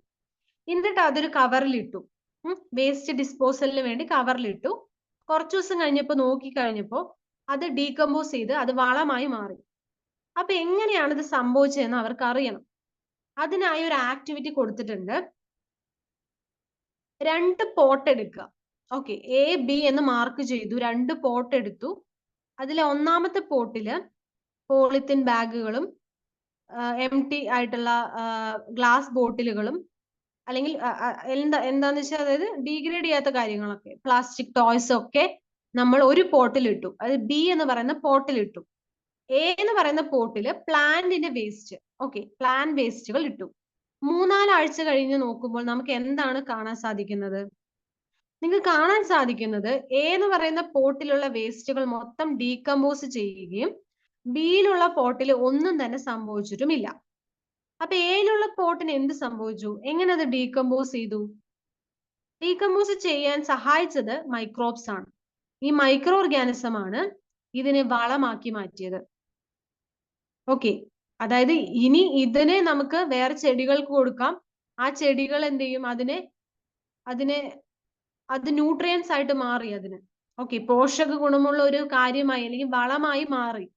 വേസ്റ്റ് ആണ് നമ്മൾ ഇട്ടത്, അത് ഡീകമ്പോസ് ചെയ്ത് അത് എന്ത് ചെയ്യാൻ പറ്റും? വീണ്ടും പ്ലാന്റ്സിന് ഉപയോഗിക്കാൻ പറ്റുന്ന തരത്തിലേക്ക് അത് മാറി. ഇനി ബി എന്ന് പറയുന്ന പോട്ടിൽ നമ്മൾ നോക്കുകയാണെങ്കിൽ പോളിത്തീൻ ബാഗും എംടി ഗ്ലാസ് ഒക്കെ അതേപോലെ ഇരിക്കുന്നു. കാരണം അത് നോൺ ഡീഗ്രേഡബിൾ ആണ്. അതൊരിക്കലും ലയിച്ചു പോവില്ല, അല്ലെങ്കിൽ അതിൽ മൈക്രോ ഓർഗാനിസത്തിന് ഒരിക്കലും ആക്ട് ചെയ്യാനായിട്ട് പറ്റില്ല. അതൊരിക്കലും വളമായി മാറുകയില്ല. നിങ്ങൾ നിങ്ങളുടെ തൊട്ടടുത്ത പ്രദേശത്തോ അല്ലെങ്കിൽ നിങ്ങൾ കണ്ടിട്ടുള്ള സ്ഥലങ്ങളിലൊക്കെ നിങ്ങൾ നോക്കിക്കഴിഞ്ഞാൽ മനസ്സിലാവും, ഇങ്ങനെ അഴുകിയ പ്ലാന്റ്സോ അല്ലെങ്കിൽ ചിലപ്പോൾ ഡെഡ് ആയിട്ടുള്ള അല്ലെങ്കിൽ ഇങ്ങനെ അനിമൽസോ ഒക്കെ ചത്ത് കിടക്കുന്നൊക്കെ കാണുമ്പോൾ അത് കുറെ കാലം കഴിയുമ്പോൾ അല്ലെങ്കിൽ കുറെ സമയം കഴിയുമ്പോൾ അതെന്താണ്, അത് ഡിസപ്പിയർ ചെയ്ത് പോയിട്ടുണ്ടാവും. അത് നമുക്ക് അവിടെ കാണാൻ സാധിക്കില്ല, അല്ലെ? കാരണം മൈക്രോ ഓർഗാനിസം ഈ ഡെഡ് ആയിട്ടുള്ള ഓർഗാനിക് വേസ്റ്റില് ആക്ട് ചെയ്ത് അതിനെ വളരെ സിമ്പിൾ സബ്സ്റ്റൻസസ് ആക്കി മാറ്റുകയാണ് ചെയ്യുന്നത്. അത് പിന്നീട് അനിമൽസിനും പ്ലാന്റ്സിനും ഉപയോഗിക്കാൻ പറ്റുന്നുണ്ട്. അപ്പോ വളരെ സിമ്പിൾ ആയിട്ടുള്ള സബ്സ്റ്റൻസസ് ആക്കി മാറ്റുക എന്നുള്ളതാണ്. അതായത് വലിയ ഒരു കോംപ്ലക്സ് ആയിട്ടുള്ള ഓർഗാനിക് വേസ്റ്റിനെ സിംപിളർ സബ്സ്റ്റൻസ് ആക്കി മാറ്റുന്നു എന്നുള്ളതാണ് ഇവിടെ ചെയ്യുന്നത്. അത് പിന്നീടും പ്ലാന്റ്സിനും അനിമൽസിനും ഉപയോഗിക്കാൻ പറ്റുന്ന രീതിയിലേക്ക് ആക്കി മാറ്റുകയാണ് ഇവിടെ മൈക്രോ ഓർഗാനിസം ചെയ്യുന്നത്. അത് ഹാംഫുൾ ആയിട്ടുള്ള വളരെ സ്മെല്ല് ഉള്ള സബ്സ്റ്റൻസസിനെ ഈസിലി ഡീഗ്രേഡബിൾ ആക്കിയിട്ടുള്ള അല്ലെങ്കിൽ സിംപ്ലസ്റ്റ് ഫോമിലേക്ക് മാറ്റി അതിനൊരു മാനുവർ ആക്കി മാറ്റുന്നത് മൈക്രോ ഓർഗാനിസം ആണ്. അപ്പൊ അങ്ങനെ അത് എന്ത് ചെയ്യുന്നു? എൻവിറോൺമെന്റിനെ ക്ലീൻ ചെയ്യുന്നു എന്ന് നമുക്ക് പറയാം. അപ്പോ നമ്മുടെ ഇവിടെ ഫ്രണ്ട് ആണ് മൈക്രോ ഓർഗാനിസം എന്ന് പറയാൻ കാരണം എന്താണ്? അത് എൻവിറോൺമെന്റ് ക്ലീൻ ചെയ്യുന്നു, വാക്സിൻ നിർമ്മാണത്തിന് സഹായിക്കുന്നു, കേക്ക് അതുപോലെ പേസ്ട്രി ഇൻഡസ്ട്രിയിൽ ഉപയോഗിക്കുന്നു, വൈൻ ആൽക്കഹോൾ ഉണ്ടാക്കാൻ ഉപയോഗിക്കുന്നു, അല്ലെ? അങ്ങനെ കുറെ കാര്യങ്ങളിൽ നമ്മളെ ഹെൽപ്പ് ചെയ്യുന്നത്, അല്ലെങ്കിൽ മെഡിസിൻ ഉണ്ടാക്കാൻ, ആന്റിബയോട്ടിക്സ് ഉണ്ടാക്കാൻ എല്ലാം ഹെൽപ്പ് ചെയ്യുന്ന മൈക്രോ ഓർഗാനിസം ആണ്. അതുകൊണ്ട് അത് നമ്മുടെ ഒരു സുഹൃത്തായിട്ട് നമുക്ക് കരുതാം. ഇനി നമ്മുടെ ശത്രു ആവുന്നത് എപ്പോഴാണെന്ന് നോക്കാം. ഹാർംഫുൾ ആയിട്ടുള്ള മൈക്രോ ഓർഗാനിസവും നമ്മുടെ ചുറ്റുമുണ്ട്. അത് നമ്മൾക്ക് അല്ലെങ്കിൽ പ്ലാന്റ്സിന്, അനിമൽസിന് എല്ലാം അസുഖങ്ങൾ ഉണ്ടാക്കുന്ന ഒന്നാണ്. അവയെ നമ്മൾ പാത്തജൻസ് എന്നാണ് പറയുന്നത്. Pathogens, diseases causing microorganism are called pathogens. Okay, അപ്പൊ ഡിസീസസ് കോസിങ് മൈക്രോ ഓർഗാനിസം എന്തൊക്കെയാണെന്ന് നോക്കാം. അത് എങ്ങനെയൊക്കെ നമ്മുടെ ശരീരത്തിൽ എത്തുന്നു? നമ്മൾ ശ്വസിക്കുന്നതിലൂടെ, നമ്മൾ വെള്ളം കുടിക്കുമ്പോൾ അത് ചിലപ്പോ കണ്ടാമിനേറ്റഡ് ആയിട്ടുള്ള വെള്ളമാണെങ്കിൽ അതിലൂടെ, കഴിക്കുന്ന ഭക്ഷണത്തിലൂടെ എല്ലാം നമ്മുടെ ശരീരത്തിൽ പാത്തജൻസ് എത്താം. അല്ലെങ്കിൽ ഡയറക്റ്റ് ആയിട്ടുള്ള കോണ്ടാക്ട് വഴി ഒരു ഇൻഫെക്റ്റഡ് പേഴ്സൺ, അല്ലെ, അത് ഇപ്പൊ ഒരു കോൾഡ് ആണെങ്കിൽ കോൾഡ് ഉള്ള ഒരാളിനോട് നമ്മൾ സംസാരിക്കുമ്പോൾ അയാളുടെ എന്താണ് ആ എയറിലൂടെയാണ് അത് ഇൻഫെക്ഷൻ വരുന്നത്. അപ്പൊ അതിലൂടെ നമ്മൾക്ക് അതിൽ ഡ്രോപ്ലെറ്റ് ഇൻഫെക്ഷൻ വഴി നമുക്ക് വരാം. അപ്പൊ ഇൻഫെക്റ്റഡ് പേഴ്സണുമായിട്ട് ഡയറക്റ്റ് കോണ്ടാക്റ്റിലൂടെ, അല്ലെങ്കിൽ അതൊരു അനിമൽ വഴി ക്യാരി ചെയ്യുന്നതാവാം. അനിമൽ എന്ന് പറയുമ്പോൾ എക്സാമ്പിൾ പാൻത്രാക്സ് ഒക്കെ ആണെങ്കിൽ പശുവിനാണ് കൂടുതലും, കാറ്റൽസിന് വരും, ഹ്യൂമൻസിനും വരും. പക്ഷെ കാറ്റലിൽ നിന്നും എന്താണ് ഹ്യൂമണിലേക്ക് ഇത് പകരാൻ സാധ്യതയുണ്ട്. അതുപോലെ മൈക്രോബിയൽ ഡിസീസുകളാണെങ്കിൽ അതൊരു ഇൻഫെക്റ്റഡ് പേഴ്സണിൽ നിന്നും ഹെൽത്തി പേഴ്സണിലേക്ക് എങ്ങനെ തന്നെയാണ് എയർ, വാട്ടർ, ഫുഡ് അല്ലെങ്കിൽ ഫിസിക്കൽ കോണ്ടാക്ട് വഴി മറ്റൊരു ആളിലേക്ക് പകരുന്ന എല്ലാ മൈക്രോബിയൽ ഡിസീസിനെയും നമ്മൾ പറയുന്ന പേരാണ് കമ്മ്യൂണിക്കബിൾ ഡിസീസസ്. അതായത് പകരുന്നവയാണെങ്കിൽ കമ്മ്യൂണിക്കബിൾ ഡിസീസസ് ആണ്. ഓക്കെ, പകരുന്ന രോഗങ്ങളെ നമ്മൾ പറയുന്ന പേരാണ് കമ്മ്യൂണിക്കബിൾ ഡിസീസസ്. എക്സാമ്പിൾ വയറിളക്കം, കോളറ, അല്ലെ, കോമൺ കോൾഡ്, ജലദോഷം, ചിക്കൻ പോക്സ്, ട്യൂബർക്യുലോസിസ്, ക്ഷയം, ഇതെല്ലാം എന്താണ്? പകർച്ചവ്യാധികളാണ്. ഞാൻ ഓൾറെഡി പറഞ്ഞു, ഒരു വ്യക്തി, കോമൺ കോൾഡ് ഉള്ള വ്യക്തി, അദ്ദേഹം തുമ്മുന്ന സമയത്ത് അതിൽ ഡ്രോപ്ലെറ്റ് ഇൻഫെക്ഷനിലൂടെയാണ് നമുക്ക് ഇങ്ങോട്ട് പകരുക, അല്ലെ, അത് സ്പ്രെഡ് ചെയ്യും, അത് എയറിൽ സ്പ്രെഡ് ആവും. അങ്ങനെ തൗസൻഡ്സ് ഓഫ് വൈറസ് എന്ത് ചെയ്യും? ഒരു ഹെൽത്തി പേപ്പേഴ്സിന്റെ ബോഡിയിലേക്ക് കയറുകയും ഇൻഫെക്ഷൻ ഉണ്ടാക്കുകയും ചെയ്യുന്നു. അതുകൊണ്ട് നമ്മൾ എപ്പോഴും എന്ത് ചെയ്യണം? എപ്പോഴും ഒരു തുമ്മുന്ന സമയത്തോ ഒക്കെ എന്ത് ചെയ്യണം? ഒരു കർച്ചീഫ് വെച്ച്, ഹാൻഡ് കർച്ചീഫ് വെച്ച് എന്താണ്, വായും മൂക്കും എല്ലാം അടച്ചു വെച്ചിട്ട് വേണം നമ്മൾ തുമ്മാനും മറ്റും. അതേപോലെ എന്നാൽ മാത്രമേ മറ്റൊരു വ്യക്തിയിലേക്ക് അത് പകരാതിരിക്കുകയുള്ളൂ. അതേപോലെ ഇപ്പൊ മാസ്ക് ഒക്കെ നമ്മൾ ഉപയോഗിക്കുന്നുണ്ട്, അല്ലെ? മാസ്ക് ഉപയോഗിക്കുന്നതും നല്ലതായിരിക്കും. ഇനി ഇതേപോലെ ചില ഇൻസെക്റ്റുകൾ അല്ലെങ്കിൽ ചില അനിമൽസ്, നമ്മൾ പറഞ്ഞു ഓൾറെഡി അനിമൽസിൽ നിന്നും ഉണ്ടാവാം എന്നൊക്കെ, കാരിയേഴ്സ് ആയിട്ട് അല്ലെങ്കിൽ വാഹകർ എന്നതിന് പറയും. അത് വഹിച്ചു കൊണ്ടുപോകുന്ന ഈ ഡിസീസ് വഹിക്കുന്ന കുറെ ആളുകളുണ്ട്. ഈച്ച എന്ന് പറയുന്നത് ഒരു കാരിയർ ആണ്.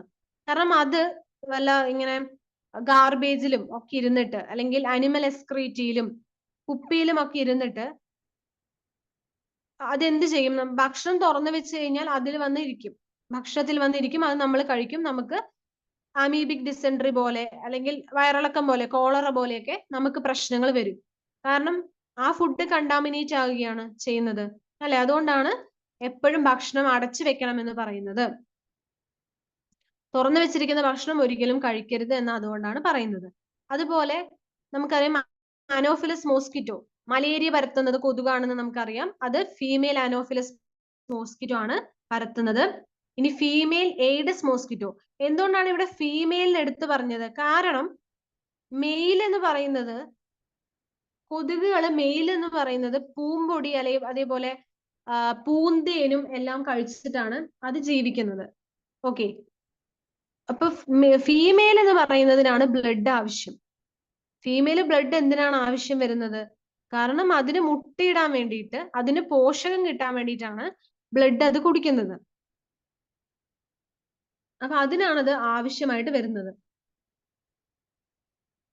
ഫീമെയിൽ മോസ്കിറ്റോന് ആണ് ആവശ്യം വരിക ബ്ലഡ്. സോ ഫീമെയിൽ അനോഫിലസ് മോസ്കിറ്റോയും ഫീമെയിൽ എയ്ഡിസ് മോസ്കിറ്റോയൊക്കെയാണ് എന്ത്? ഈ വാഹകരായിട്ട് അല്ലെങ്കിൽ കാരിയേഴ്സ് ആയിട്ട് ആക്ട് ചെയ്യുന്നത്. നമുക്കറിയാം, ഈ നമ്മൾ പൊതുവെ ഇങ്ങനെ പറയാറുണ്ട്, അല്ലെ, ഈ സ്റ്റാഗ്നേഷൻ ഓഫ് വാട്ടർ എന്ന് പറയുന്ന, അല്ലെങ്കിൽ ഈ വെള്ളം കെട്ടിക്കിടക്കുന്ന ഒരു അവസ്ഥ, നമ്മൾ ഈ ചുറ്റും നന്നായിട്ട് വൃത്തിയാക്കണം പരിസരം എന്ന് പറയുന്നുണ്ട്. ഈ മഴയുള്ള സമയത്തൊക്കെ പ്രത്യേകിച്ച് എന്ത് സംഭവിക്കുന്നു? ഈ വെള്ളമൊക്കെ കെട്ടി നിന്നിട്ട് അതില് ഈ കൊതുകുകൾ മുട്ടയിടുന്നു. അങ്ങനെയാണ് നമുക്ക് ഈ രോഗങ്ങളൊക്കെ വരാൻ സാധ്യത, അല്ലെ? ടയറിലും അല്ലെങ്കിൽ കൂളറിലും ഫ്ലവർ പോട്ടിലും എല്ലാം ഇത് മുട്ടയിടുകയാണ് ചെയ്യുന്നത്, വെള്ളം കെട്ടി നിൽക്കുന്ന സ്ഥലങ്ങളിലൊക്കെ. മോസ്കിറ്റോന് ചെറിയൊരു സ്ഥലം മതി, അല്ലെങ്കിൽ ചെറിയ ചിരട്ടിയിൽ കുറച്ച് വെള്ളം ഉണ്ടെങ്കിൽ അതിന് ഒറ്റ അടിക്ക് 100 മുട്ട വരെ ഇടാൻ സാധിക്കുമെന്നാണ് പറയുന്നത്. 100 മുട്ട വരെ ഇടും. അത് 8 മാസം വരെ അതിനൊന്നും സംഭവിക്കില്ല, അത് ഒരിക്കലും നശിച്ചു പോവില്ല. ഓക്കെ, അപ്പോ കൂത്താടികളൊക്കെ നിങ്ങൾ കണ്ടിട്ടുണ്ടാവും. ഈ മുട്ട വിരിഞ്ഞുണ്ടാവുന്നതാണ് കൂത്താടികൾ എന്ന് പറയുന്നത്. അതിന്റെ ലാർവയാണത്. ആ ലാർവ മാറി പ്യൂപ്പയാകുന്നു. ആ പ്യൂപ്പ മാറിയിട്ടാണ് കൊതുകായിട്ട് മാറുന്നത്. അപ്പൊ അതൊന്നും പഠിക്കേണ്ട, അതിന്റെ ഒരു മെറ്റമോർഫോസിസ് ഒന്നും നമുക്ക് പഠിക്കേണ്ട ആവശ്യമില്ല, ജസ്റ്റ് പറഞ്ഞു എന്ന് മാത്രം. അതുകൊണ്ട് ഇത് തടയാൻ എന്താ ചെയ്യേണ്ടതെന്ന് വെച്ചാൽ, സ്റ്റാഗ്നേഷൻ ഓഫ് വാട്ടർ, വെള്ളം കെട്ടി നിൽക്കുന്നത് അവോയ്ഡ് ചെയ്യുക എന്നുള്ളതാണ് ഒരു വഴി. പിന്നെ മെഷൊക്കെ നമ്മൾക്ക് നമ്മുടെ വീടുകളിൽ ജനലുകളിലൊക്കെ മെഷ് വെക്കാം, അങ്ങനെയൊക്കെയുള്ള കാര്യങ്ങളൊക്കെ ചെയ്യാം. പുകച്ചു വിടുകയൊക്കെ ചെയ്യും, അല്ലെ, നമ്മുടെ ചുറ്റുപാടും. അപ്പൊ അതിൽ നിന്ന് കുറെ നശിക്കുകയൊക്കെ ചെയ്യും. ഇനി ഒരു ബോക്സ് കൊടുത്തിട്ടുണ്ട്. ഇതില് പറഞ്ഞിരിക്കുന്ന കാര്യം എന്ന് പറയുന്നത് some common human diseases caused by microorganism. ആദ്യം നോക്കുക, ട്യൂബർക്യുലോസിസ് ആണ്, ക്ഷയമാണ് കൊടുത്തിരിക്കുന്നത്. ക്ഷയം ഉണ്ടാകുന്നത് ബാക്ടീരിയ ആണ്.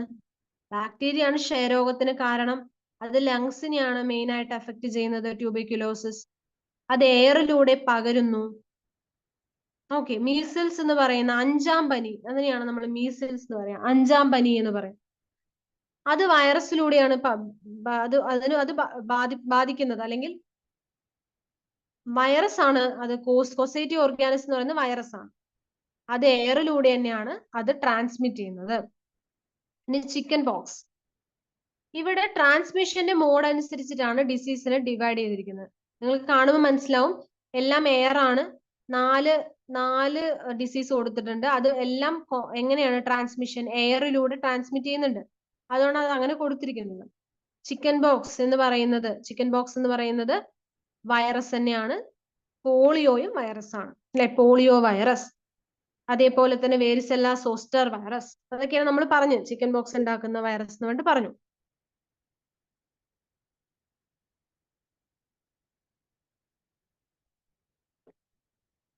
അപ്പൊ ചിക്കൻ ബോക്സ് ആണെങ്കിലും മീസിൽസ് എന്ന് പറയുന്ന അഞ്ചാം പനി, പോളിയോ, ഇതെല്ലാം ഉണ്ടാക്കുന്നത് വൈറസ് ആണ്. അപ്പൊ ഇതിന്റെ പ്രിവെന്റീവ് മെഷേഴ്സ് എന്താന്ന് വെച്ചാൽ, അങ്ങനെ വന്നൊരു വ്യക്തിയെ നമ്മൾ ഐസൊലേഷനിൽ വെക്കുക. ഓക്കെ, ഐസൊലേറ്റ് ചെയ്യുക. അവരുടെ പേഴ്സണൽ ആയിട്ടുള്ള കാര്യങ്ങൾ മറ്റുള്ളവരിൽ നിന്ന് മാറ്റിവെക്കുക. കൃത്യമായ സമയത്ത് വാക്സിനേഷൻ നൽകുക. ഇതാണ് ചെയ്യാനുള്ളത്. വേരിസെല്ല വാക്സിൻ ചിക്കൻ ബോക്സിന് കൊടുക്കുക. ട്യൂബർക്കുലോസിന്റെ അതുമായി ബന്ധപ്പെട്ട വാക്സിൻ നൽകുക. പോളിയോ വാക്സിൻ പോളിയോയ്ക്ക് നൽകുക എന്നുള്ളതൊക്കെയാണ് ചെയ്യാനുള്ള കാര്യം എന്ന് പറയുന്നത്. ട്യൂബർക്കുലോസിസ് ആണെങ്കിൽ അതിനുള്ള വാക്സിൻ BCG എന്ന് പറയുന്ന വാക്സിൻ ആണ് അതിനുള്ളത്. ഓക്കെ, ബാസിലസ് കാൽമിറ്റ് ഗ്വാരിൻ എന്നൊക്കെ പറഞ്ഞിട്ടൊരു, അതാണ് BCG വാക്സിൻ. അതിന്റെ ഫുൾ ഫോം അതാണ് BCG. ട്യൂബർക്കുലോസിന് വേണ്ട, ക്ഷയരോഗത്തിന് വേണ്ടിയുള്ള വാക്സിൻ ആണ്. ഓക്കെ, പിന്നെ കോളറ എന്ന് പറയുന്നത് ബാക്ടീരിയ മൂലമാണ്. അത് വെള്ളം അല്ലെങ്കിൽ ഭക്ഷണത്തിലൂടെ പകരുന്നു. ടൈഫോയിഡ് ബാക്ടീരിയ തന്നെയാണ്, അതും വെള്ളത്തിലൂടെ പകരുന്നു. പേഴ്സണൽ ഹൈജീൻ ഉണ്ടാവണം. അതുപോലെ നല്ല സാനിറ്ററി ഹാബിറ്റ് കീപ്പ് ചെയ്യുക. നല്ലപോലെ കുക്ക് ചെയ്ത് ഫുഡുകൾ കഴിക്കുക. തിളപ്പിച്ച വെള്ളം കുടിക്കുക. കൃത്യസമയത്ത് വാക്സിൻ എടുക്കുക. ഹെപ്പറ്റൈറ്റിസ് A എന്ന് പറയുന്നത് വൈറസ് മൂലമാണ്, വെള്ളത്തിലൂടെ പകരുന്നു. അതുകൊണ്ട് തന്നെ തിളപ്പിച്ചാറിയ വെള്ളം കുടിക്കുക, വാക്സിൻ എടുക്കുക എന്നുള്ളതാണ് പ്രിവെന്റീവ് മെഷർ. ഇനി മലേറിയ ആണെങ്കിൽ പ്രോട്ടോസോവിലൂടെ പകരുന്നു. അത് കൊതുകാണ് അതിന്റെ ട്രാൻസ്മിഷന്റെ മോഡ് എന്ന് പറയുന്നത്. അപ്പൊ കൊതുക് വലകള്, അതേപോലെ കൊതുകിനെ തുരത്താൻ വേണ്ടിയിട്ടുള്ള റിപ്പലന്റുകൾ ഉണ്ട്. നമുക്ക് ഇതിലെ ക്രീംസ് ആയിട്ട് കിട്ടുന്നുണ്ട്. അല്ലെങ്കിൽ കൊതുക് തിരികള്, പിന്നെ അല്ലെങ്കിൽ ഇപ്പൊ കുറച്ച് ലിക്വിഡ് ഫോമിലൊക്കെ കിട്ടുന്നുണ്ട് അല്ലെ, അത് ഉപയോഗിക്കാം. അങ്ങനെയുള്ള കാര്യങ്ങൾ. പിന്നെ ഇൻസെക്ടിസൈഡുകൾ തെളിക്കാം. പുകയില കഷായം പോലുള്ള, അല്ലെങ്കിൽ നമ്മൾ പുകയ്ക്കുക എന്ന് പറയില്ലേ, നമ്മളിങ്ങനെ പഴയ കാലത്തൊക്കെ പുകയ്ക്കുക എന്ന് പറയും അല്ലെ, ചകിരിയൊക്കെ ഇട്ട് അതിൽ കുറച്ച് തുളസിയും മറ്റുമൊക്കെ ഇട്ടിട്ട് വീടിന് ചുറ്റും പുകയ്ക്കും. അത് എന്തിനാന്ന് വെച്ച് കഴിഞ്ഞാൽ ഇതെല്ലാം തടയാനാണ്, ഈ മോസ്കിറ്റോ ഒക്കെ തടയാൻ വേണ്ടിയിട്ട് നമ്മൾ ഉപയോഗിക്കാറുണ്ട്. അപ്പൊ ഇൻസെക്ടിസൈഡുകള്, അതേപോലെ തന്നെ മോസ്കിറ്റോന്റെ ബ്രീഡിങ് മെയിൻ എവിടെയാണ്? വെള്ളത്തിലാണ്. അപ്പൊ വെള്ളം ഒന്നും കളക്ട് ചെയ്യാതെ, വെള്ളത്തിന്റെ കെട്ടി നിൽക്കൊന്നും സഹായിക്കാതെ, അല്ലെങ്കിൽ വെള്ളം കെട്ടി നിൽക്കാതെ നോക്കുക എന്നുള്ളതാണ്. അതിനെല്ലാം കൃത്യമായിട്ട് ക്ലീൻ ചെയ്യുക. കൂളേഴ്സും മറ്റുമൊക്കെ ക്ലീൻ ചെയ്യുക എന്നുള്ളതാണ് ചെയ്യാനായിട്ടുള്ള ഒരു കാര്യം എന്ന് പറയുന്നത്. ഇനി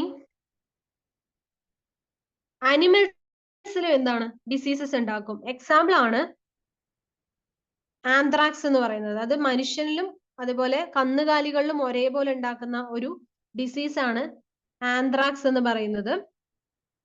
ബാസിലസ് ആന്ത്രാക്സിസ് എന്ന് പറയുന്ന ഒരു വൈറസ് ആണ് ഇതിന് ഒരു ബാക്ടീരിയ ആണ് ഇതിന് കാരണം. ആന്ത്രാക്സ്, അതായത് ബാസിലസ് ആന്ത്രാക്സിസ് എന്ന് പറയുന്ന ബാക്ടീരിയമാണ് ഈ ഒരു ഡിസീസിന് കാരണം. അതേപോലെ കാറ്റിലെ ഫൂട്ട് ആൻഡ് മൗത്ത് ഡിസീസും വൈറസ് കൊണ്ടാണ് ഉണ്ടാക്കുന്നത്. അപ്പോ ഹ്യൂമൻ ബീൻസിൽ മാത്രമല്ല, മറ്റുള്ള അനിമൽസിലും ഉണ്ടാക്കുന്നുണ്ട്. ബാക്ടീരിയ മൂലം ഉണ്ടാവുന്നത് ആന്ത്രാക്സും, foot and mouth disease virus കൊണ്ട് ഉണ്ടാവുന്നുണ്ട്. ഇനി അനിമൽസിലും ഹ്യൂമൻ ബീൻസിലും മാത്രമല്ല, പ്ലാന്റ്സിലും പ്ലാന്റ്സിലും ഇത് പ്രശ്നമാണ്. ഗോതമ്പിലും അരിയിലും, അതുപോലെ ഉരുളക്കിഴങ്ങ്, ഷുഗർ കെയിൻ എന്ന് പറയുന്ന കരിമ്പില്, ഓറഞ്ചില്, ആപ്പിളില് എല്ലാത്തിലും ഇത് എഫക്ട് ചെയ്യുന്നുണ്ട്. അങ്ങനെ ഈൽഡ് കുറയ്ക്കുന്നുണ്ട്. ക്രോപ്പിന്റെ ഈൽഡ് വളരെയധികം കുറയ്ക്കുകയാണ് ചെയ്യുന്നത്. അത് നമുക്ക് കൺട്രോൾ ചെയ്യാൻ പറ്റുന്നത് നമുക്ക് ഈ കുറച്ച് കെമിക്കലുകളൊക്കെ ഉപയോഗിക്കുക, ഫെർട്ടിലൈസേഴ്സ് ഉപയോഗിക്കുക, അങ്ങനെയൊക്കെ ഉപയോഗിച്ചിട്ട് മാത്രമേ എന്ത് ചെയ്യാൻ പറ്റുള്ളൂ, ഇതിനെ തടയാൻ പറ്റുള്ളൂ.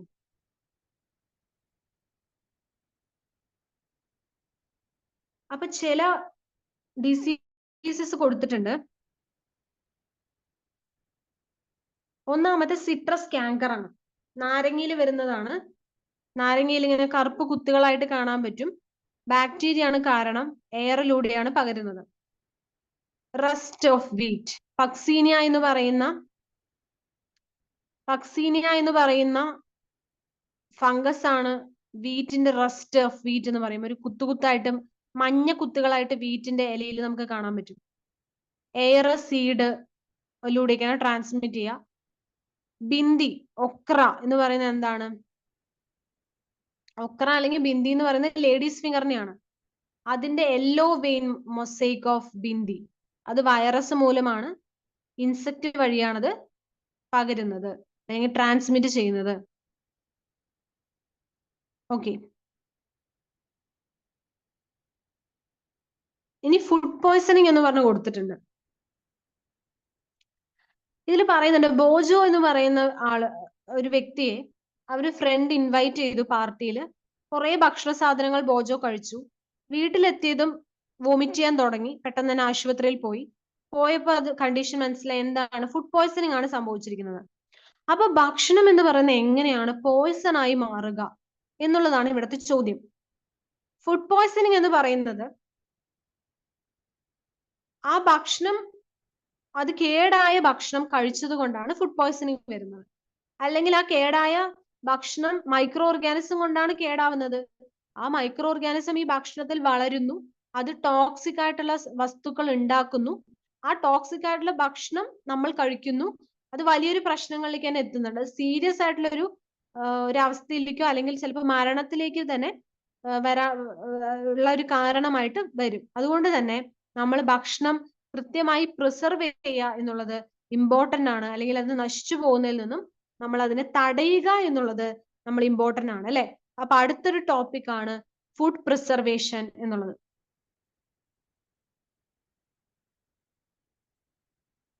നമുക്കറിയാം, ഒരു ബ്രെഡ് ഒക്കെ നമ്മൾ പുറത്ത് വെച്ച് കഴിഞ്ഞാൽ മോയിസ്റ്റ് ആയിട്ടുള്ള കണ്ടീഷനിൽ അത് ഫംഗസ് വന്ന് അതിനെ സ്പോയിൽ ആക്കുന്നു.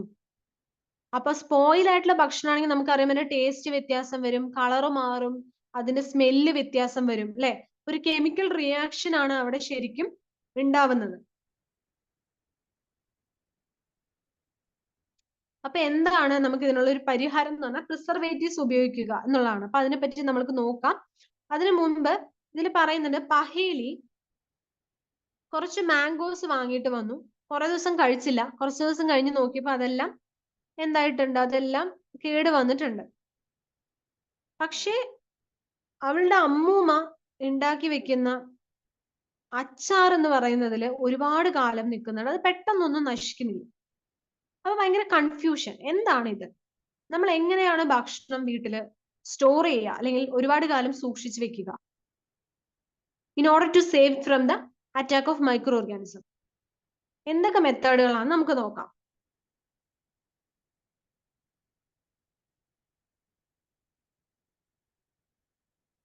കെമിക്കൽ മെത്തേഡിൽ നമ്മൾ ഉപയോഗിക്കുന്നത് ചില എഡിബിൾ ഓയിലുകളും സോൾട്ട് ഒക്കെയാണ്.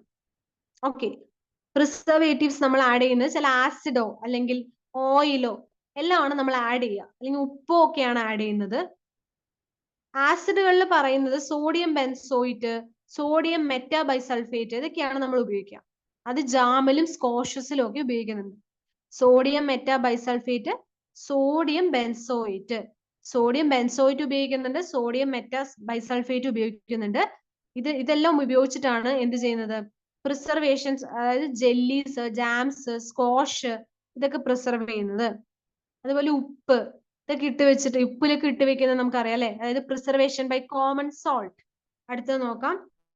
അത് നമുക്കറിയാം, ഉപ്പിലിട്ട മാങ്ങ, നെല്ലിക്ക, അതുപോലെ ഉപ്പിലിട്ടിട്ട് നമ്മൾ പുളിയൊക്കെ നമ്മൾ എന്താണ് ഉപ്പ് കലർത്തിയിട്ടാണ് വെക്കുക, വീട്ടിൽ ഉപയോഗിക്കുന്ന പുളി.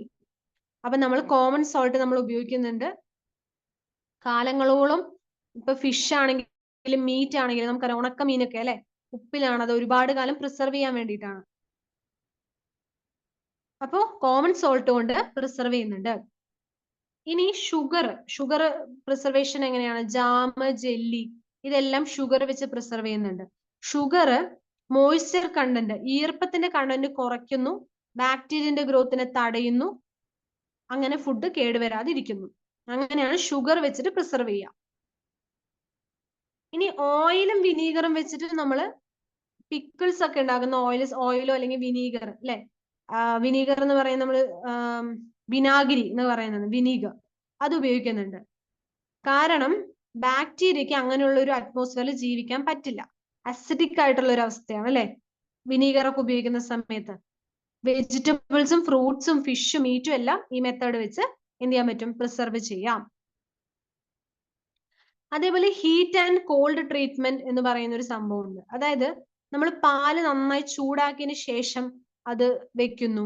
അപ്പോൾ നമ്മൾ തിളപ്പിക്കുമ്പോൾ മൈക്രോ ഓർഗാനിസം നശിക്കും. അതേപോലെ നമ്മൾ ഫ്രിഡ്ജിൽ വെക്കുന്നുണ്ട് ഭക്ഷണം, അപ്പോഴും നശിക്കും. ഒരുപാട് ലോ ടെമ്പറേച്ചർ ആണെങ്കിലും മൈക്രോ ഓർഗാനിസത്തിന് വളരാൻ പറ്റില്ല. അതായത് നന്നായി ചൂടാക്കുമ്പോൾ മൈക്രോ ഓർഗാനിസം നശിക്കുന്നു. ഒരു പരിധിക്ക് അപ്പുറത്തേക്കുള്ള ഒരു ടെമ്പറേച്ചർ കുറഞ്ഞു കഴിഞ്ഞാൽ മൈക്രോ ഓർഗാനിസത്തിന് ജീവിക്കാനായിട്ട് സാധിക്കില്ല.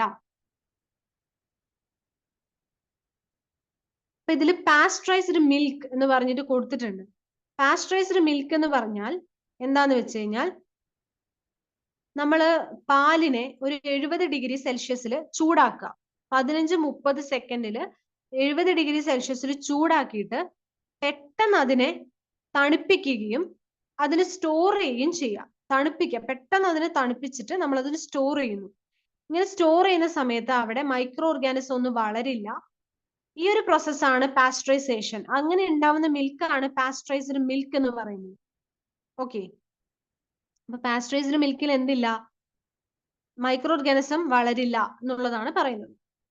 ഇനി സ്റ്റോറേജ് ആൻഡ് പാക്കിംഗ് ചെയ്യാം. അതായത് നമ്മൾ ഡ്രൈ ഫ്രൂട്ട്സും വെജിറ്റബിൾസ് ഒക്കെ ഇപ്പൊ എയർ കടക്കാതെ അല്ലെ, എയർ ടൈറ്റ് പാക്കറ്റുകളിലാണ് വിൽക്കപ്പെടുന്നത്. നന്നായിട്ട് എയർ ഒന്നും കടക്കാത്ത രീതിയിൽ അവർ പാക്ക് ചെയ്തിട്ടാണ് നമുക്ക് എത്തിക്കുന്നത് അല്ലെ. അപ്പൊ ഡ്രൈ ഫ്രൂട്ട് ആണെങ്കിലും അല്ലെങ്കിൽ വെജിറ്റബിൾ ആണെങ്കിലും എല്ലാം സീൽഡ് ആയിട്ടാണ് നമുക്കിപ്പോ കിട്ടുന്നതൊക്കെ. അപ്പൊ അതും എന്താണ്? അത് മൈക്രോബ്സിന്റെ അറ്റാക്കിൽ നിന്നും തടയാൻ വേണ്ടിയാണ് അതും ഉള്ളത്. ഇനി അടുത്തൊരു ഭാഗം നൈട്രജൻ ഫിക്സേഷൻ ആണ്. Nitrogen fixation. റൈസോബിയം എന്ന് പറയുന്ന ബാക്ടീരിയത്തെ പറ്റി നിങ്ങൾ ഓൾറെഡി 6ാം ക്ലാസ്സിലും 7ാം ക്ലാസ്സിലും പഠിച്ചിട്ടുണ്ടല്ലോ എന്നാണ് ചോദിക്കുന്നത്. അത് പൾസസിൽ അല്ലെങ്കിൽ ലെഗുമിനസ് പ്ലാന്റ്സ്, പീസ് പോലുള്ള അല്ലെങ്കിൽ ബീൻസ് പോലുള്ള ലെഗുമിനസ് പ്ലാന്റ്സിൽ നൈട്രജൻ ഫിക്സ് ചെയ്യാൻ സഹായിക്കുന്നുണ്ട്. ലെഗുമിനസ് പ്ലാന്റിന്റെ റൂട്ട് നോഡ്യൂളുകളിൽ റൈസോബിയം ജീവിക്കുന്നു.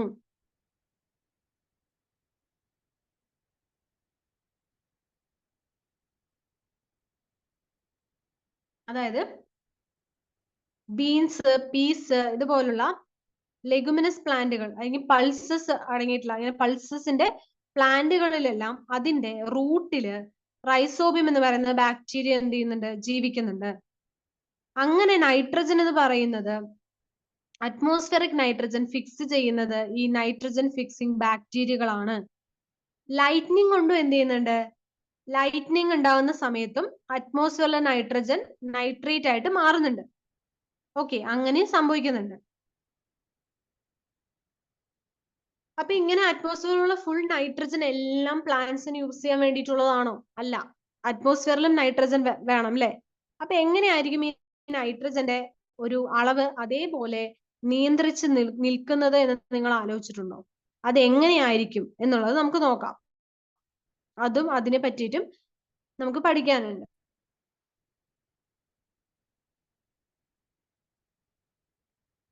അവിടെ കൊടുത്തത് കണ്ടോ? Roots of leguminous plants with root nodules. ആ റൂട്ട് നോഡ്യൂൾസ് കാണുന്നില്ല? ആ റൂട്ട് നോഡ്യൂൾസിൽ അതിലാണ് ഈ റൈസോബിയം ബാക്ടീരിയാസ് ഉള്ളത്. ഇനി നൈട്രജൻ സൈക്കിളിനെ പറ്റി പറയുന്നുണ്ട്.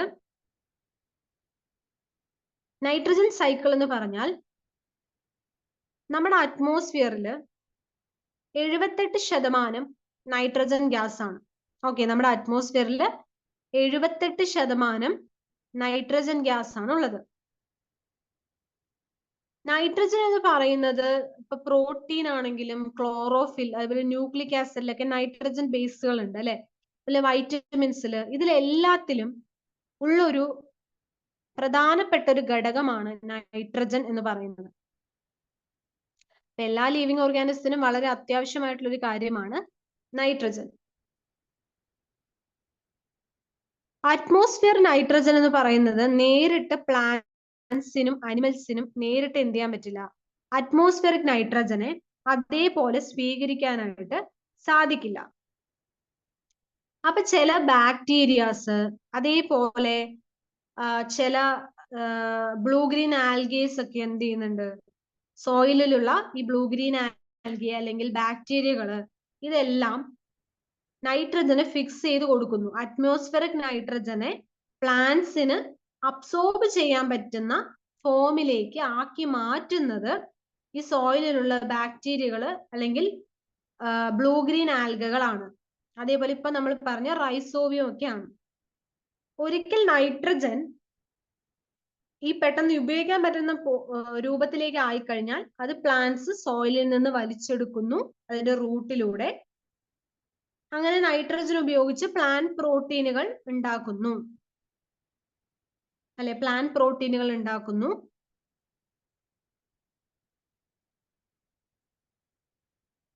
അതേപോലെ മറ്റുള്ള കമ്പോണന്റുകൾ ഉണ്ടാക്കുന്നു. അനിമൽസ് ഇത് കഴിക്കുന്നു, ഈ പ്ലാന്റ്സ്. അപ്പൊ അവയ്ക്ക് നൈട്രജൻ കിട്ടുന്നു. ആ nitrogen become A basic constituent of the nucleic acid, protein, vitamins etcetera. ഈ പ്ലാന്റും അനിമലും അത് മരിച്ചു കഴിയുന്ന സമയത്ത്, അല്ലെങ്കിൽ അത് പ്ലാന്റ് അനിമലൊക്കെ മരിച്ചു കഴിയുന്ന സമയത്ത് ബാക്ടീരിയൽ ഫംഗസും സോയിലുള്ള ബാക്ടീരിയ ഫംഗസും ഇതിൽ ആക്ട് ചെയ്യുകയും അതിനെ ഡീകമ്പോസ് ചെയ്യുകയും അതിനെ നൈട്രജനസ് വേസ്റ്റ് ആക്കി മാറ്റുകയും ചെയ്യുന്നു.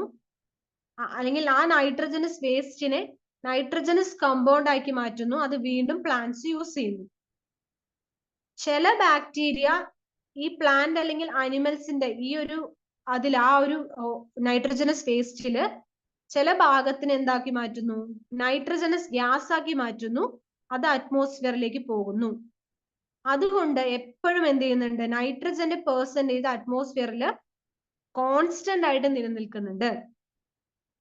അപ്പൊ പ്ലാന്റ്, അതായത് ഒരിക്കൽ നൈട്രജൻ എന്ന് പറയുന്നത് യൂസബിൾ ഫോമിലേക്ക് ബാക്ടീരിയ കൺവേർട്ട് ചെയ്ത് കൊടുക്കുന്നു. അത് പ്ലാന്റ് ഉപയോഗിക്കുന്നു. ആ പ്ലാന്റ് അനിമൽ കഴിക്കുന്നു, അനിമലുടെ ശരീരത്തിലേക്ക് എത്തുന്നു. അത് മരിക്കുന്ന സമയത്ത് അതിന്റെ ദേഹത്തിൽ നിന്നും ആ നൈട്രജനസ് വേസ്റ്റ് നൈട്രജൻ കമ്പോണന്റ് ആക്കി മാറ്റുന്നു. അത് വീണ്ടും പ്ലാന്റ്സ് ഉപയോഗിക്കുന്നു.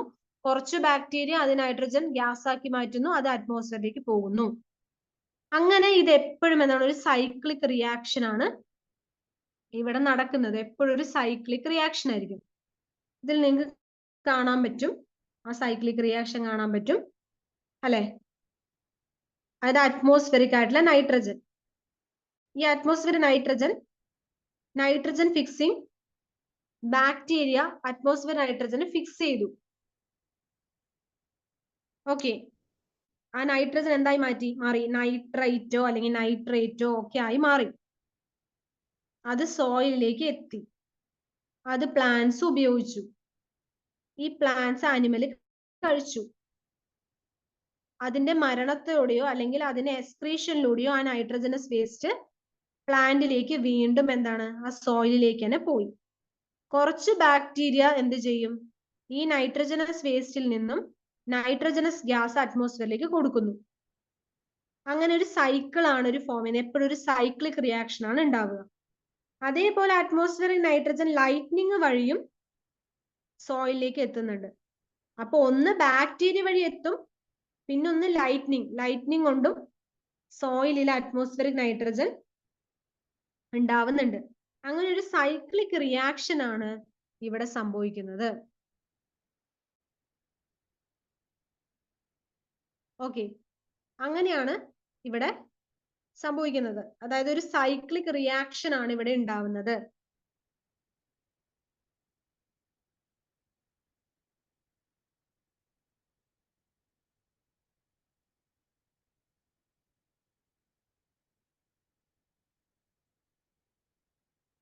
ഇനി സമ്മറി പറയുന്നുണ്ട്, ജസ്റ്റ് സമ്മറി ഒന്ന് വായിക്കാം. Microorganisms are too small and are not visible to the unaided eye. അല്ലെ, നമ്മൾ ഓൾറെഡി പറഞ്ഞു, നമ്മുടെ വിസിബിൾ അല്ല, നമുക്ക് നേക്ഡ് ഐസ് കൊണ്ട് നമുക്ക് കാണാൻ പറ്റാത്ത ഒന്നാണ് മൈക്രോ ഓർഗാനിസം എന്ന് പറയുന്നത്. അത് വളരെ ചെറുതാണ്. അത് എല്ലാ കൈൻഡ് ഓഫ് എല്ലാ എൻവിറോൺമെന്റിലും അത് ജീവിക്കുന്നുണ്ട്. ഐസ് കോൾഡ് ക്ലൈമറ്റ് മുതൽ ഹോട്ട് സ്പ്രിങ്സ് വരെ, അല്ലെങ്കിൽ ഡെസേർട്ട് മുതൽ, അല്ലെ, അതായത് മരുഭൂമി തൊട്ട് ചതുപ്പ് നിലം വരെ എന്താണ്, നമുക്ക് മൈക്രോ ഓർഗാനിസത്തിനെ കാണാനായിട്ട് സാധിക്കുന്നു. അതേപോലെ മൈക്രോ ഓർഗാനിസം എയറിലുണ്ട്, വാട്ടറിലുണ്ട്, അതേപോലെ പ്ലാന്റ്സിന്റെ അനിമൽസിന്റെ ഒക്കെ ബോഡിയിലും മൈക്രോ ഓർഗാനിസം ഉണ്ട്. മൈക്രോ ഓർഗാനിസം ചിലപ്പോൾ യൂണിസെല്ലുലർ ആവാം, അല്ലെങ്കിൽ മൾട്ടി സെല്ലുലർ ആയിരിക്കും. ഒന്നില്ലെങ്കിൽ മൈക്രോ ഓർഗാനിസം എന്തായിരിക്കും, യൂണിസെല്ലുലർ ആയിരിക്കാം, അല്ലെങ്കിൽ മൾട്ടി സെല്ലുലർ ആയിട്ടും മൈക്രോ ഓർഗാനിസത്തിനെ നമുക്ക് കാണാനായിട്ട് സാധിക്കും.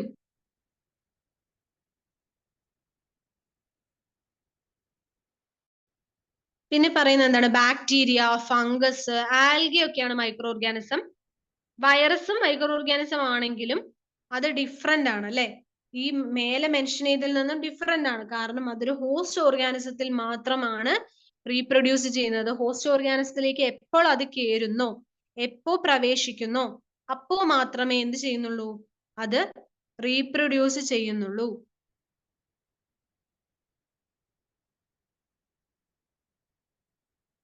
ചില മൈക്രോ ഓർഗാനിസം മെഡിസിൻസിന്റെ പ്രൊഡക്ഷന് വളരെയധികം ഹെൽപ്ഫുൾ ആണ്. നമ്മൾ പറഞ്ഞു ആന്റിബയോട്ടിക്കുകൾ, ടെട്രാസൈക്ലിൻ, സ്ട്രെപ്റ്റോമൈസിൻ എന്നൊക്കെ പറഞ്ഞിട്ട് നമ്മൾ കുറെ ആന്റിബയോട്ടിക്സ് പഠിച്ചു, അല്ലെ. എരിത്രോമൈസിൻ ഇതൊക്കെ പഠിച്ചു. അപ്പൊ അതെല്ലാം എന്താണ്, അതെല്ലാം ആന്റിബയോട്ടിക്കുകളാണ്. അതെല്ലാം ബാക്ടീരിയാസ് അല്ലെങ്കിൽ ഫംഗസിൽ നിന്നും നമ്മൾ ഉണ്ടാക്കുന്ന ആന്റിബയോട്ടിക്കുകളാണ്. അതുപോലെ പെനിസിലിൻ എന്ന് പറയുന്ന ഒരു ആന്റിബയോട്ടിക്, പെനിസിലിയം എന്ന് പറയുന്ന ഫംഗസിൽ നിന്നും നമ്മൾ ഉണ്ടാക്കി. അലക്സാണ്ടർ ഫ്ലെമിംഗ് ആണ് അത് കണ്ടെത്തിയത് എന്നെല്ലാം നമ്മൾ പറഞ്ഞു. ആൽക്കഹോൾ ഉണ്ടാക്കാനും ഉപയോഗിക്കുന്നുണ്ട്. മൈക്രോ ഓർഗാനിസംസ് ആൽക്കഹോൾ ഉണ്ടാക്കാൻ വേണ്ടി ഉപയോഗിക്കുന്നു. The process of conversion of sugar into alcohol is known as fermentation. It was discovered by Louis Pasteur എന്ന് നമ്മൾ പറഞ്ഞു, അല്ലെ. ഫെർമെന്റേഷൻ ലൂയിസ് പാസ്റ്റർ ആണ് ഡിസ്കവർ ചെയ്തത്. അതിനെ പറ്റിയും നമ്മൾ അവിടെ മെൻഷൻ ചെയ്തിട്ടുണ്ടായിരുന്നു. Some microorganisms decompose the organic waste and dead plants and animals into simple substance and clean up the environment. ചില മൈക്രോ ഓർഗാനിസം എന്ത് ചെയ്യും, ചില മൈക്രോ ഓർഗാനിസം നമ്മുടെ എൻവിറോൺമെന്റിനെ ക്ലീൻ ചെയ്യാൻ ഹെൽപ്പ് ചെയ്യുന്നുണ്ട്. എങ്ങനെയാണ്, വേസ്റ്റ്, അതായത് വേസ്റ്റിലും അല്ലെങ്കിൽ ഓർഗാനിക് വേസ്റ്റുകളിലും അല്ലെങ്കിൽ ഡെഡ് ആയിട്ടുള്ള പ്ലാന്റ്സിലും അനിമൽസിലും എല്ലാം ഇത് ആക്ട് ചെയ്ത് അവ എന്ത് ചെയ്യുന്നു, അത് നല്ലൊരു, അതായത് സിമ്പിൾ സബ്സ്റ്റൻസ് അല്ലെങ്കിൽ മാനുറോ ആക്കി നല്ലൊരു വളമാക്കി മാറ്റുകയും അത് പിന്നീട് പ്ലാന്റ്സിൽ ഉപയോഗിക്കാൻ പറ്റുന്ന തരത്തില് അതിനെ മാറ്റുകയും ചെയ്യുന്നത് ആരാണ്, മൈക്രോ ഓർഗാനിസംസ് ആണ്. Okay, some of the microorganism grown our food, അതായത് ഫുഡ് പോയ്സണിങ് ഉണ്ടാക്കുന്നുണ്ട്. അല്ല, അതിന് മുൻപ് ഒരു പോയിന്റ് ഉണ്ട്, protozoans. Protozoans cause serious disease like dysentery, അല്ലെ. ഡിസെൻട്രി, മലേറിയ ഒക്കെ പ്രോട്ടോസോൺസ് ആണ് ഉണ്ടാക്കുന്നത് എന്ന് നമ്മൾ പറഞ്ഞു, അല്ലെ. ഡിസെൻട്രിയും മലേറിയയും പ്രോട്ടോസോൺസ് ആണ് ഉണ്ടാക്കുന്നത്. ചില മൈക്രോ ഓർഗാനിസംസ് എന്ത് ചെയ്യും, നമ്മുടെ ഫുഡിനെ സ്പോയിൽ ചെയ്യും. അങ്ങനെ ഫുഡ് പോയ്സണിങ് ഉണ്ടാവും. അങ്ങനെ സ്പോയിൽ ചെയ്ത ഫുഡിന്റെ സ്മെല്ല് വ്യത്യാസം ഉണ്ടാവും. ഒരു ഫൗൾ സ്മെല്ലായിരിക്കും, അതിന്റെ ടേസ്റ്റ് മാറും, അതിന്റെ കളർ മാറും എന്നൊക്കെ നമ്മൾ പറഞ്ഞു. അപ്പൊ അങ്ങനത്തെ ഒരു ഫുഡ് പോയ്സണിങ് എന്ന് പറയുന്നതിലേക്ക് മാറുകയും അത് നമ്മൾ അങ്ങനെയുള്ള ഭക്ഷണങ്ങൾ കഴിച്ചു കഴിഞ്ഞാൽ അത് മരണത്തിന് വരെ കാരണമായേക്കാം എന്നുള്ള ഒരു തരത്തിലേക്ക് പോകും എന്നൊക്കെ നമ്മൾ പറഞ്ഞു. അപ്പൊ ഫുഡ് പോയ്സണിങ് ഒരു സീരിയസ് ആയിട്ടുള്ളൊരു ഒന്ന് തന്നെയാണ്. അതേപോലെ ലെഗുമിനസ് പ്ലാന്റിന്റെ ഇപ്പൊ നമ്മൾ ലാസ്റ്റ് പറഞ്ഞ നൈട്രജൻ ഫിക്സേഴ്സ് എന്ന് പറഞ്ഞ് നമ്മൾ പഠിച്ചിട്ടുള്ള കാര്യമാണ്. അപ്പോ ആ നൈട്രജൻ ഫിക്സേഴ്സ് ബാക്ടീരിയ അല്ലെ, നമ്മൾ പറഞ്ഞ സയാനോ ബാക്ടീരിയകൾ, അതേപോലെ അസറ്റോ ബാക്ടർ എന്നൊക്കെ പറഞ്ഞ സംഭവങ്ങളുണ്ട്. അതൊക്കെ നൈട്രജൻ ഫിക്സിംഗ് ബാക്ടീരിയ ആണ്. അത് വലിയ ക്ലാസ്സുകളിൽ നിങ്ങൾ പഠിക്കും. അപ്പൊ അങ്ങനെയുള്ള ബാക്ടീരിയാസ് ഒക്കെ ചിലത് സോയിലിൽ ഉണ്ടാവും, ചിലത് എന്ത് ചെയ്യും, ചിലത് റൂട്ട് നോഡ്യൂളുകളിൽ, ചില പ്ലാന്റ്സിന്റെ ലെഗുമിനസ് പ്ലാന്റ്സിന്റെ റൂട്ട് നോഡ്യൂളുകളിലാണ് ഇത് ഉണ്ടാവുക. ഒരു സിംബയോട്ടിക് റിലേഷൻഷിപ്പ് ആണ് അവ തമ്മിലുള്ളത്. അപ്പോ സിംബയോട്ടിക് റിലേഷൻഷിപ്പ് ആണ് അവർക്കുള്ളത്. അതായത് റൂട്ട് നോഡ്യൂളില് ഈ ഒരു റൈസോബിയം ഉള്ളത് കൊണ്ട് അവയ്ക്ക് ഈ പ്ലാന്റ്സിൽ നിന്നും ന്യൂട്രിയൻസ് കിട്ടുന്നു. പ്ലാന്റ്സിന് റൈസോബിയം നൈട്രജൻ ഫിക്സ് ചെയ്ത് കൊടുക്കുന്നു. അതാണ് ആ ഒരു സിംബയോട്ടിക് റിലേഷൻഷിപ്പ് എന്ന് പറയുന്നത്. ഓക്കെ, അങ്ങനെ നൈട്രജൻ അറ്റ്മോസ്ഫിയറിൽ നിന്നും ഫിക്സ് ചെയ്ത് നൈട്രേറ്റോ ഒക്കെ ആക്കി മാറ്റി അത് സോയിൽ ഫെർട്ടിലിറ്റി കൂട്ടുന്നു. ഇത് ചില ബാക്ടീരിയകൾ എന്താണ് സോയിലിൽ തന്നെ ഉണ്ടാവും, അത് അറ്റ്മോസ്ഫിയറിൽ നിന്ന് നൈട്രജനെ ഫിക്സ് ചെയ്ത് നൈട്രജൻ കമ്പോണന്റുകളാക്കി മാറ്റുന്നവയും ഉണ്ട്. ചില ബാക്ടീരിയകള് കൺവേർട്ട് ചെയ്യും, നൈട്രജൻ കമ്പോണന്റുകളെ കൺവേർട്ട് ചെയ്യും, നൈട്രജൻ ഗ്യാസ് ആക്കിയിട്ട് അത് പിന്നീട് നമ്മളത് പറഞ്ഞല്ലോ ഓൾറെഡി. അതായത് ഈ ആനിമൽസ് അല്ലെങ്കിൽ പ്ലാന്റ്സ് ഒക്കെ അതെല്ലാം അതിന്റെ അവശിഷ്ടങ്ങളൊക്കെ എന്താണ്, അത് പിന്നീട് ആ നൈട്രജനസ് വേസ്റ്റ് ആയിട്ടുള്ള സാധനത്തിന് എന്തായിട്ട് മാറ്റുന്നു, അത് നൈട്രജൻ ഗ്യാസ് ആയിട്ട് ചില ബാക്ടീരിയകൾ കൺവേർട്ട് ചെയ്യുകയും അത് പിന്നീട് അത് അറ്റ്മോസ്ഫിയറിലേക്ക് പോവുകയും ചെയ്യുന്നു. അതൊരു സൈക്ലിക് റിയാക്ഷൻ ആണ് എന്ന് നമ്മൾ ഓൾറെഡി പറഞ്ഞു അല്ലെ. അതൊരു സൈക്ലിക് റിയാക്ഷൻ ആണ് എന്ന് നമ്മൾ ഓൾറെഡി മെൻഷൻ ചെയ്തിട്ടുണ്ട്. അപ്പൊ ഇതാണ് ഒരു സമ്മറി എന്ന് പറയുന്നത്. ഇപ്പൊ നമ്മൾ ഇത്രയും പഠിച്ചതിന്റെ, ഇത്രയും നേരം വായിച്ചതിന്റെ ഒരു സമ്മറി ആയിട്ട് പറയാനുള്ളത് ഇതാണ്. അപ്പൊ ഈ ഒരു ചാപ്റ്റർ എല്ലാം മനസ്സിലായി എന്ന് വിചാരിക്കുന്നു. അടുത്തൊരു ചാപ്റ്റർ ആയിട്ട് കാണാം. Thank you so much.